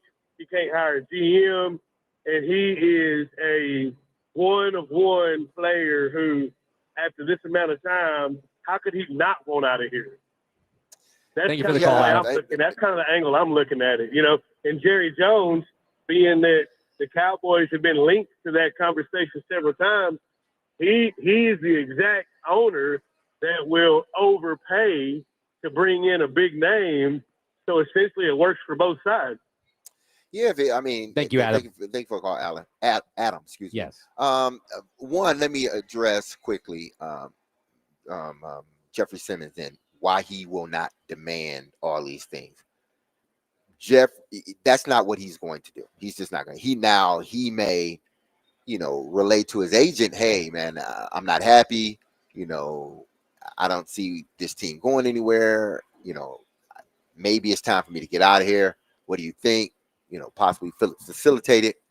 There's a reason why the Titans came out and vehemently said Jeffrey Simmons is not on the trading blocks, because they didn't want anything like this to happen where his agent, or somebody puts out there that Jeffrey Simmons is on the trading blocks. Jeff, I think, would love to stay here in Nashville. I do believe that. I think he would. Does he want to play for a winning team? Absolutely. But I think if he had his choice, he would play here, and that this team would, fast track, whatever they're going to, so they can be successful within the next 2 or 3 years before they move into that stadium, next 2 years before they move into that stadium. I'm sure he has enough, sway in the building. Okay, what are you guys thinking? Like, that's like Myles Garrett, the same thing. I'm not saying that he's Myles Garrett, but hell, he is Myles Garrett for your team.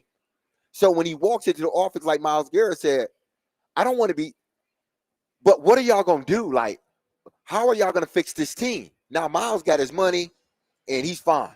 Maybe Jeff gets his money and he's fine. I don't know, but he wants to win. So I wouldn't say that.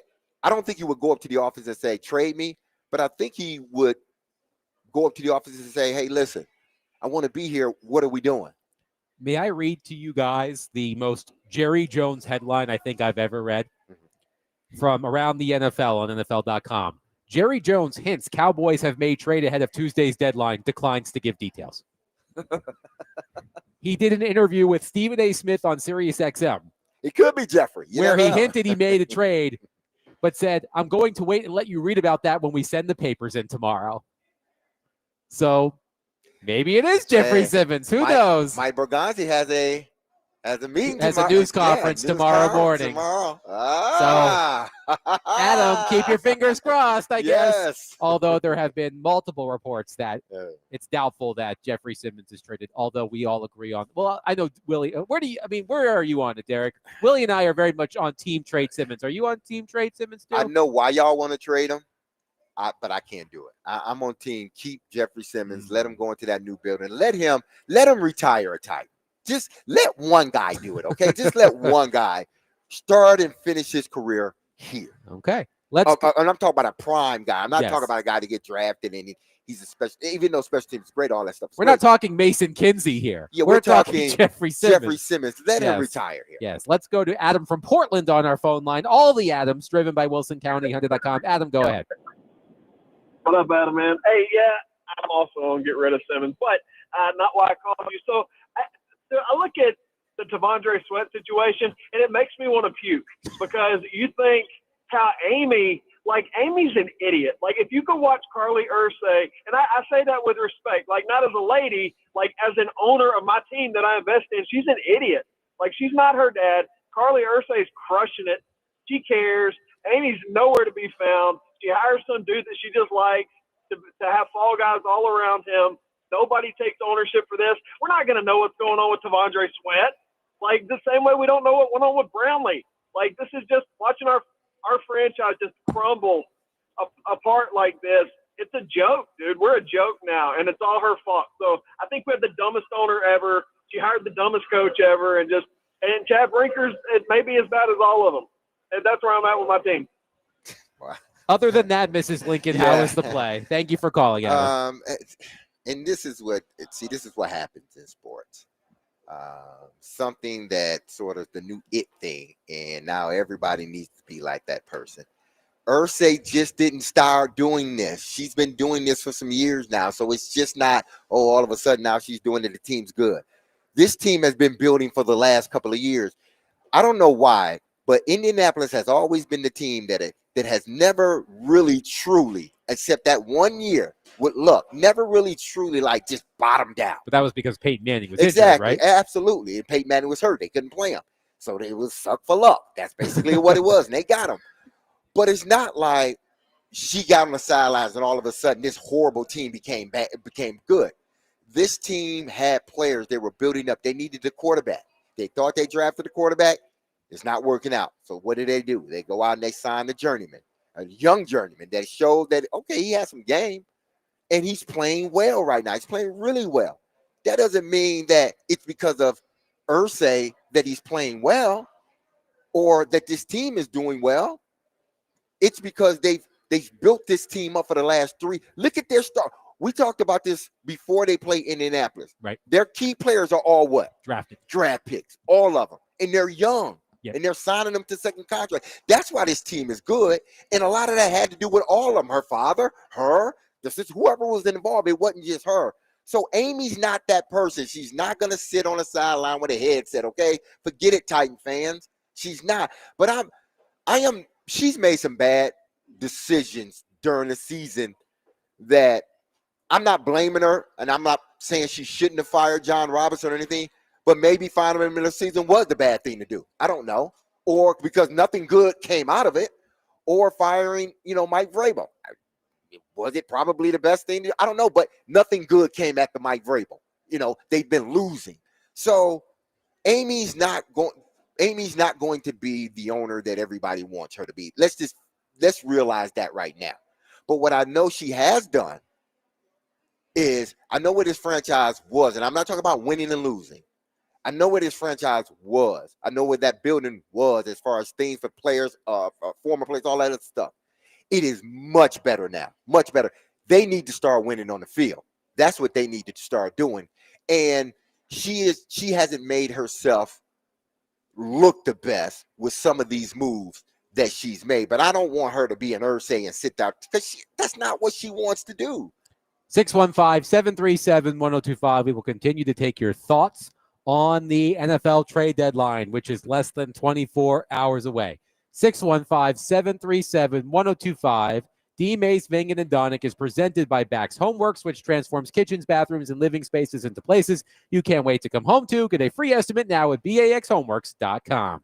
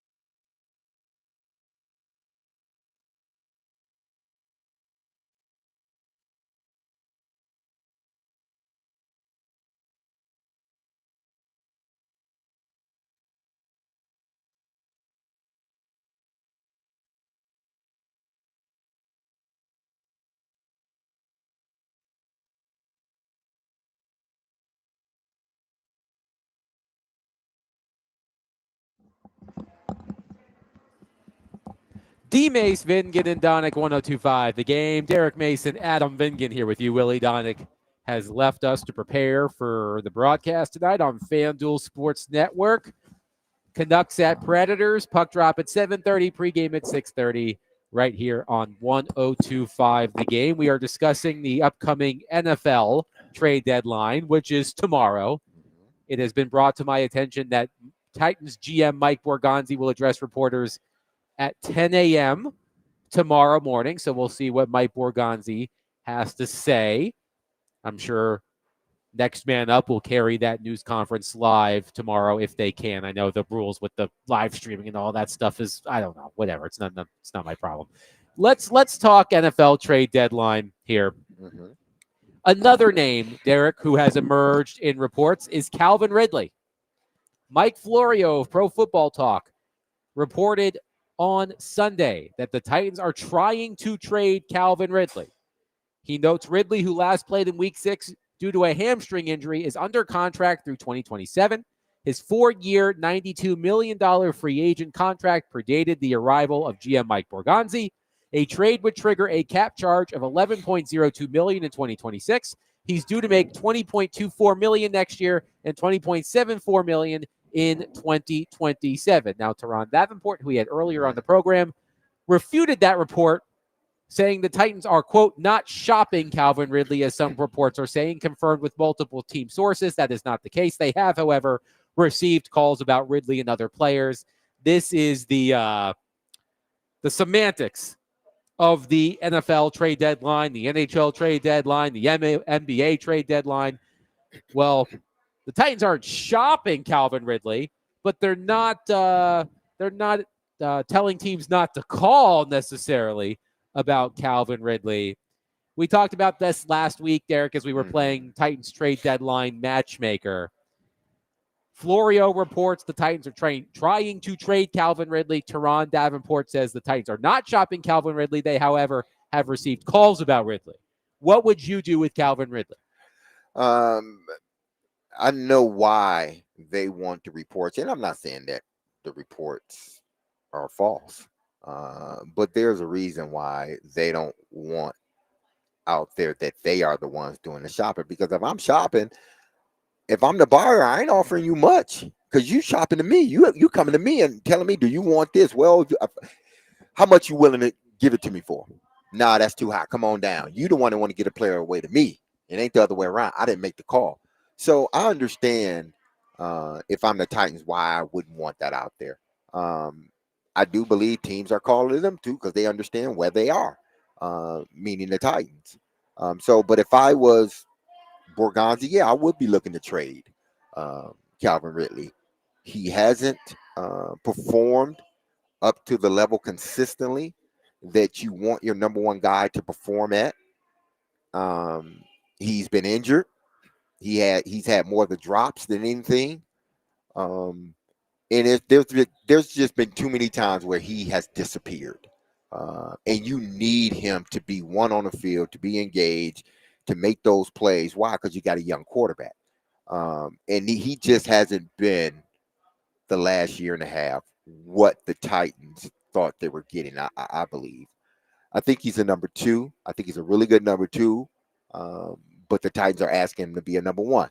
Trade him away to somebody that's going to make him a number 2, and I guarantee you he will flourish. So he's not a bad player, but he's not the right player for this team. And if you can trade him away and get something, then that's what you do. But I wouldn't give him away. I wouldn't, give me a 6th-round pick. No, you got to give me a 4th round. I'm trying to get a 4th round or better. I know more than likely it's going to be a 4th round or, around a trade that can move up, or you can get a 4th round if certain things are met. But yeah, I'm looking to trade him if I'm the Titans. Diana Rossini reported over the weekend, quote, the players the Titans are fielding the most calls on: defensive end Arden Key, no shock there; linebacker Draymond Jones, who's on a bit of a heater right now; Tavondre Sweat, and Tony Pollard. That one's interesting as well. We did play matchmaker with Tony Pollard last week as well. We know how important a steady running back is to a young quarterback. And Tajay Spears has flashed in recent weeks since coming back from injury. But Tony Pollard is as steady as they come. Mhm. He's not going to wow you, but he's pretty reliable, except, at the goal line yesterday when he gets stuffed on 3rd and 1 and 4th and 1. Hey, if you can't get no movement, I don't care if you better be Derrick Henry trying to get in the end zone, the offensive line, and get no movement. But what about Pollard? Do you think the Titans should be looking to ship out Pollard as well? I think so too, and I'm saying that more so for Pollard. Pollard has more days of retirement ahead of him than he does, of great play, and that's just the nature of the beast. He's been in the league for some years. I think it's 6 years now. He's taking a toll on, he's taking his wear and tear, his share of shots. But he's a solid bet, and he's not going to tilt the scale for this team. So if you can get, a pick for him, then that's what you do. Because what I saw yesterday, I saw a guy that still runs the ball hard regardless. He had 10 carries, average 5 yards per carry, but he's just a load to bring down a lot of times because he's like a battering ram. It's hard to tackle him. That is useful to a team. You look at the team they just played. That's useful for a team like the Chargers, that loves to run the football.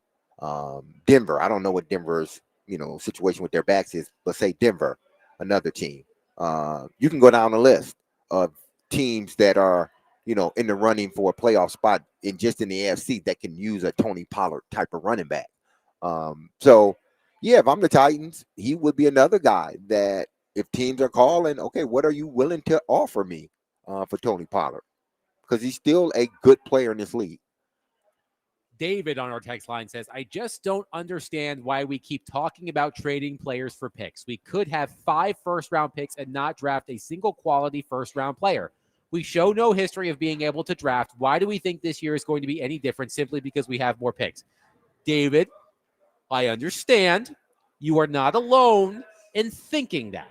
The Titans draft record in recent years has been spotty at best. We've mentioned Chigakonkwo.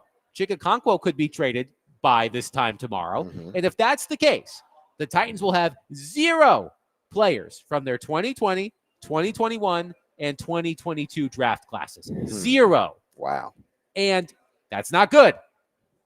But the only way you are going to get better as a team is by drafting your way there. The Athletic had a story today, Derek, looking back at the 18 trades that were made ahead of the deadline last year. And most of them didn't make much of an impact. Quite frankly, the most impactful trade at the deadline last year or in the lead up to the deadline may have been the Titans trading Ernest Jones to the Seahawks, because Ernest Jones continues to be an important player on defense for the Seahawks. Mhm. It's different. It's different in the NFL. Anecdotally, it feels different in the NFL than it does in other sports. The NHL, for example, you see impact players getting traded at the deadline in the NHL, and it doesn't always work. But I feel like the NFL, it's not the same. And I don't know if it's just because of the way the contracts work, or if it's harder for one player on a football team to make as much of an impact as one player on a hockey team. But usually trading your way to the top doesn't work. So I understand the texter's point. Mhm. Why are we trading all of these players for picks? I don't trust the people making the picks to make good picks. Well, the only way the Titans are going to get back to respectable is by drafting their way there. And it hasn't been working out lately, but just because it hasn't been working out doesn't mean you can't try. Well, I mean, if that is the case, then the Titans should just take their franchise, liquidate it, and just leave the NFL. Because Amy's not selling the team, and Amy's hiring the GM, and the GM is hiring the head coach, and the head coach is hiring his team, and they're going out and they're scouting. So if you're saying they're just not going to get it right, they'll never get it right based upon that premise. The only way that in this league, you look at all the teams that have been successful, that have consistent, winning seasons, or consistently or constantly in the playoffs, or fighting for contending for an AFC championship or a Super Bowl. Those are the teams that, one, they have their quarterback, but then two, that they draft well. And they develop their players. That's the only way to have sustained success. You in this just league. mentioned Yeah. the Colts in the Yeah. previous segment. We talked about this before the Titans played the Colts a couple of weeks Mhm. ago. Think about all of the players that have been burning the Titans this season. Let's just look on offense. Mhm. All of those receivers, Jonathan Taylor, all drafted. Offensive line, Yes, all drafted. the offensive line, all drafted by the Indianapolis Colts. That's how you get to where the top teams in the NFL are. And you can't cheat the process. So it's not, I think in fans' minds, and we've talked about this, and we've said this before, not just me, we've all said it, that we know that from what we're hearing, it's not necessarily the players. To them, it's y'all don't know how to, it's y'all, meaning not the fans, meaning management. Mm-hmm.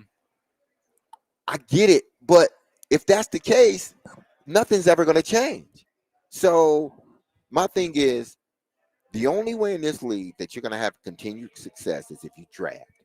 And the draft is not 100%. You're not going to hit every time.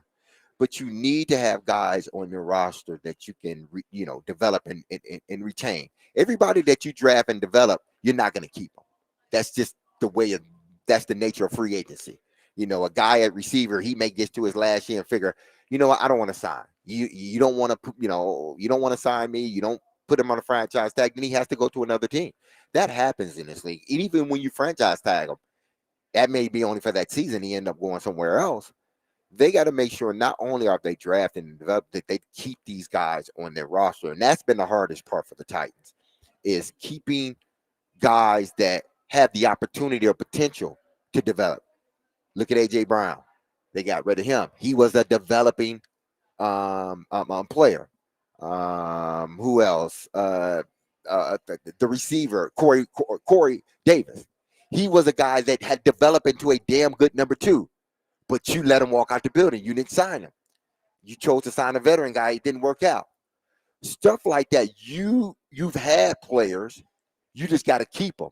So it's not about, they don't know how to develop the players. And it's just they have a problem with keeping them. When they have developed, or they're showing that they are being developed, they have a hard time, for whatever reason, keeping these guys. As Marla Daniels once said on The Wire, the game is rigged, but you cannot lose if you do not play. Yeah. And that's what I think some Titans fans are thinking when you talk about, well, why trade these players for picks? Because the Titans aren't going to be able to do it anyway. They're not going to be able to draft well anyway. And the record is what it is lately. It has not been good. But I guess if you're looking for some optimism, look at Chim Dike out there. Chim Dike is looking like a player. Leads the NFL in all-purpose yards. Had the first Titans punt return touchdown in nearly 13 years. He's making more of an impact in the receiving game. So, hey, perhaps all hope is not lost, Titans fans, when it comes to drafting. 615-737-1025. We will continue to take your thoughts on the NFL trade deadline. It is tomorrow. I believe by the time we're on the air tomorrow, the deadline will have passed, or it will be right when we get on the air.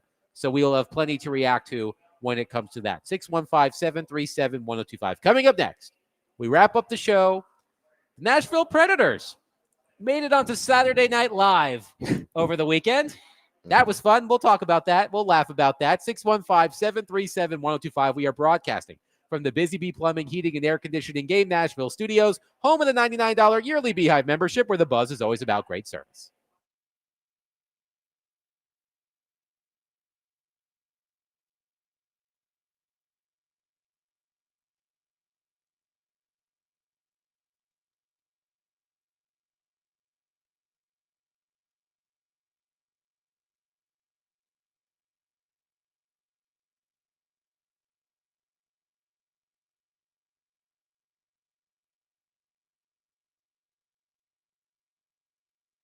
Eric Mason here, and if you've injured yourself in a motorcycle accident, go to lawtigers.com for your free case evaluation. Even if your accident was months ago, you have nothing to lose by calling Law Tigers. Insurance companies want to pay out as little as possible, or frankly, nothing at all. Law Tigers make sure you get the compensation you deserve and doesn't get paid until your case has been settled. They understand how much your bike gear is worth to you, so they will help you get it all repaired or better yet replaced. Law Tigers is the resource the motorcycle community turns to when it needs. So whether it's to support you at an event, or if they see you broken down on the side of the road, with Law Tigers, you'll never ride alone. So call 1-800-LAW TIGERS or visit lawtigers.com. Law Tigers is powered by Freeman and Fuson, and you can find them in Nashville, located at 2126 21st Ave South. That's Law Tigers, Tennessee's motorcycle lawyers.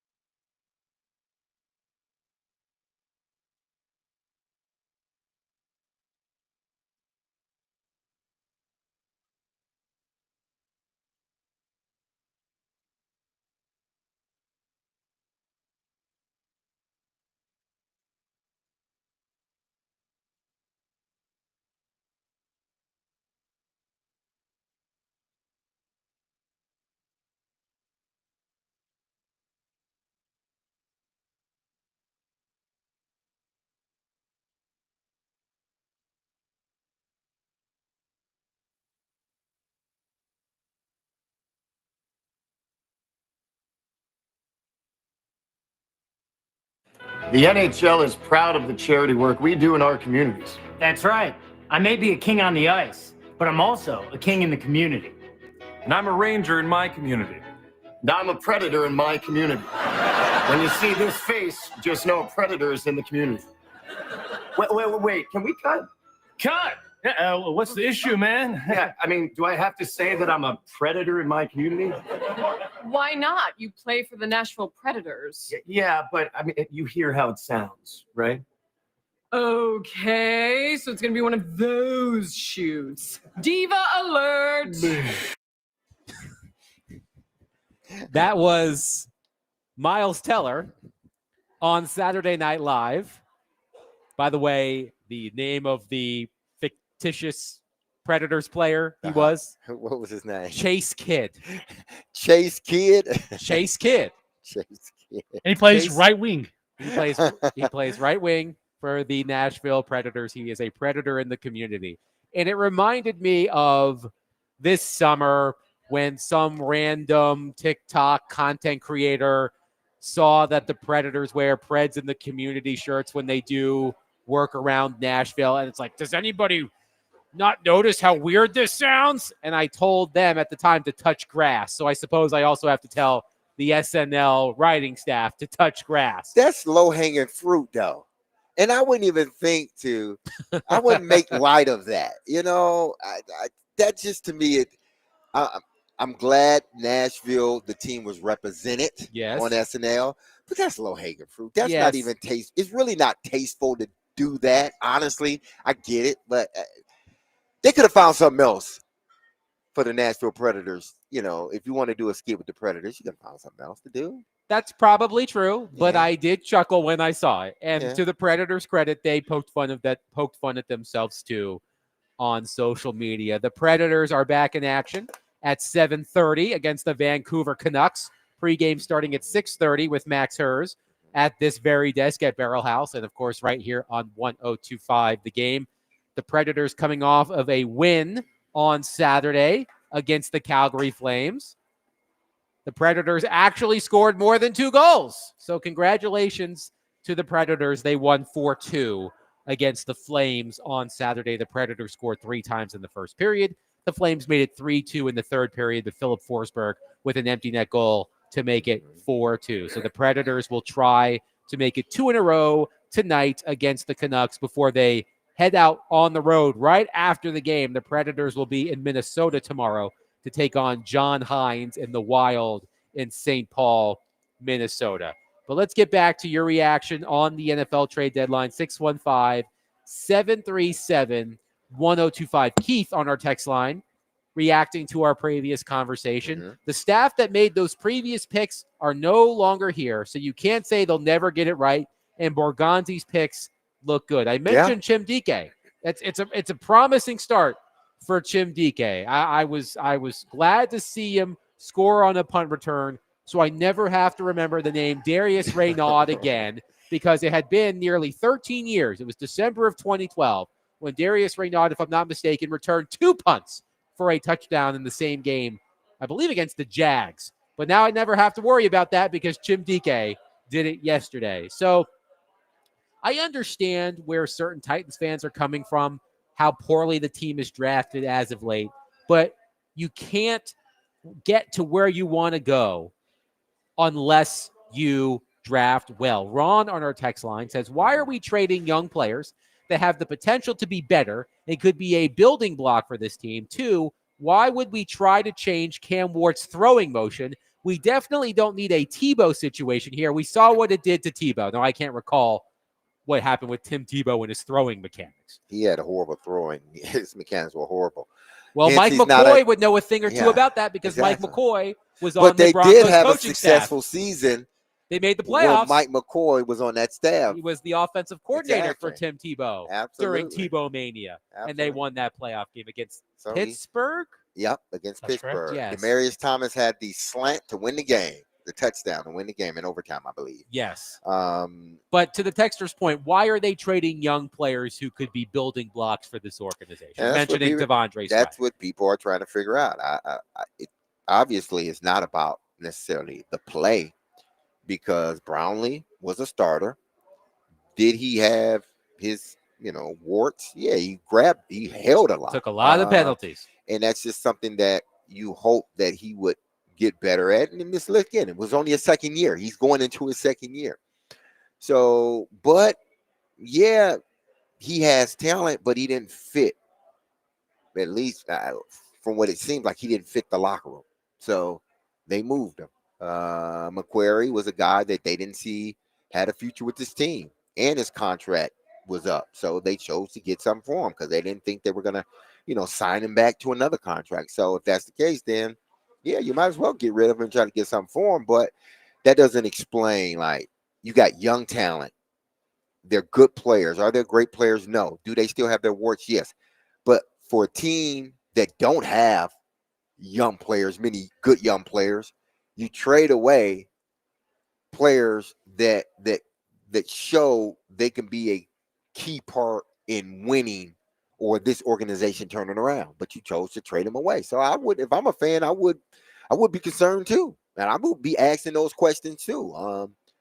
Hopefully, when Borgonzi gets up on that podium tomorrow, I know questions will be asked of him. But that should be one of the answers. Why are y'all choosing to trade away young players?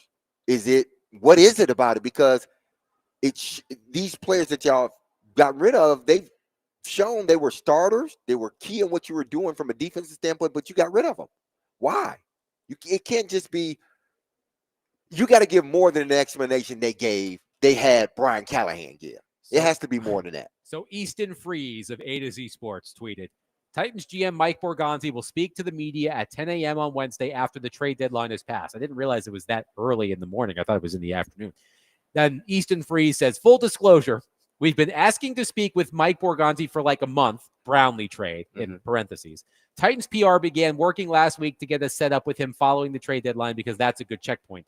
The timing of this announcement is entirely divorced from what they are going to do in the next roughly 22 hours. That was at 4:30 today. Oh, so to them, this has nothing to do with what they can potentially do as far as the trade. Right, but it's important for the GM, who, in theory, is making the trades, to speak about the trades, especially a trade he made a month ago. Yes. To your point, it shouldn't take Mike Borgonzi a month to address a trade featuring a young player like Jarvis Brownlee. But what's interesting is we criticized Rand Carthon for how rarely he addressed reporters.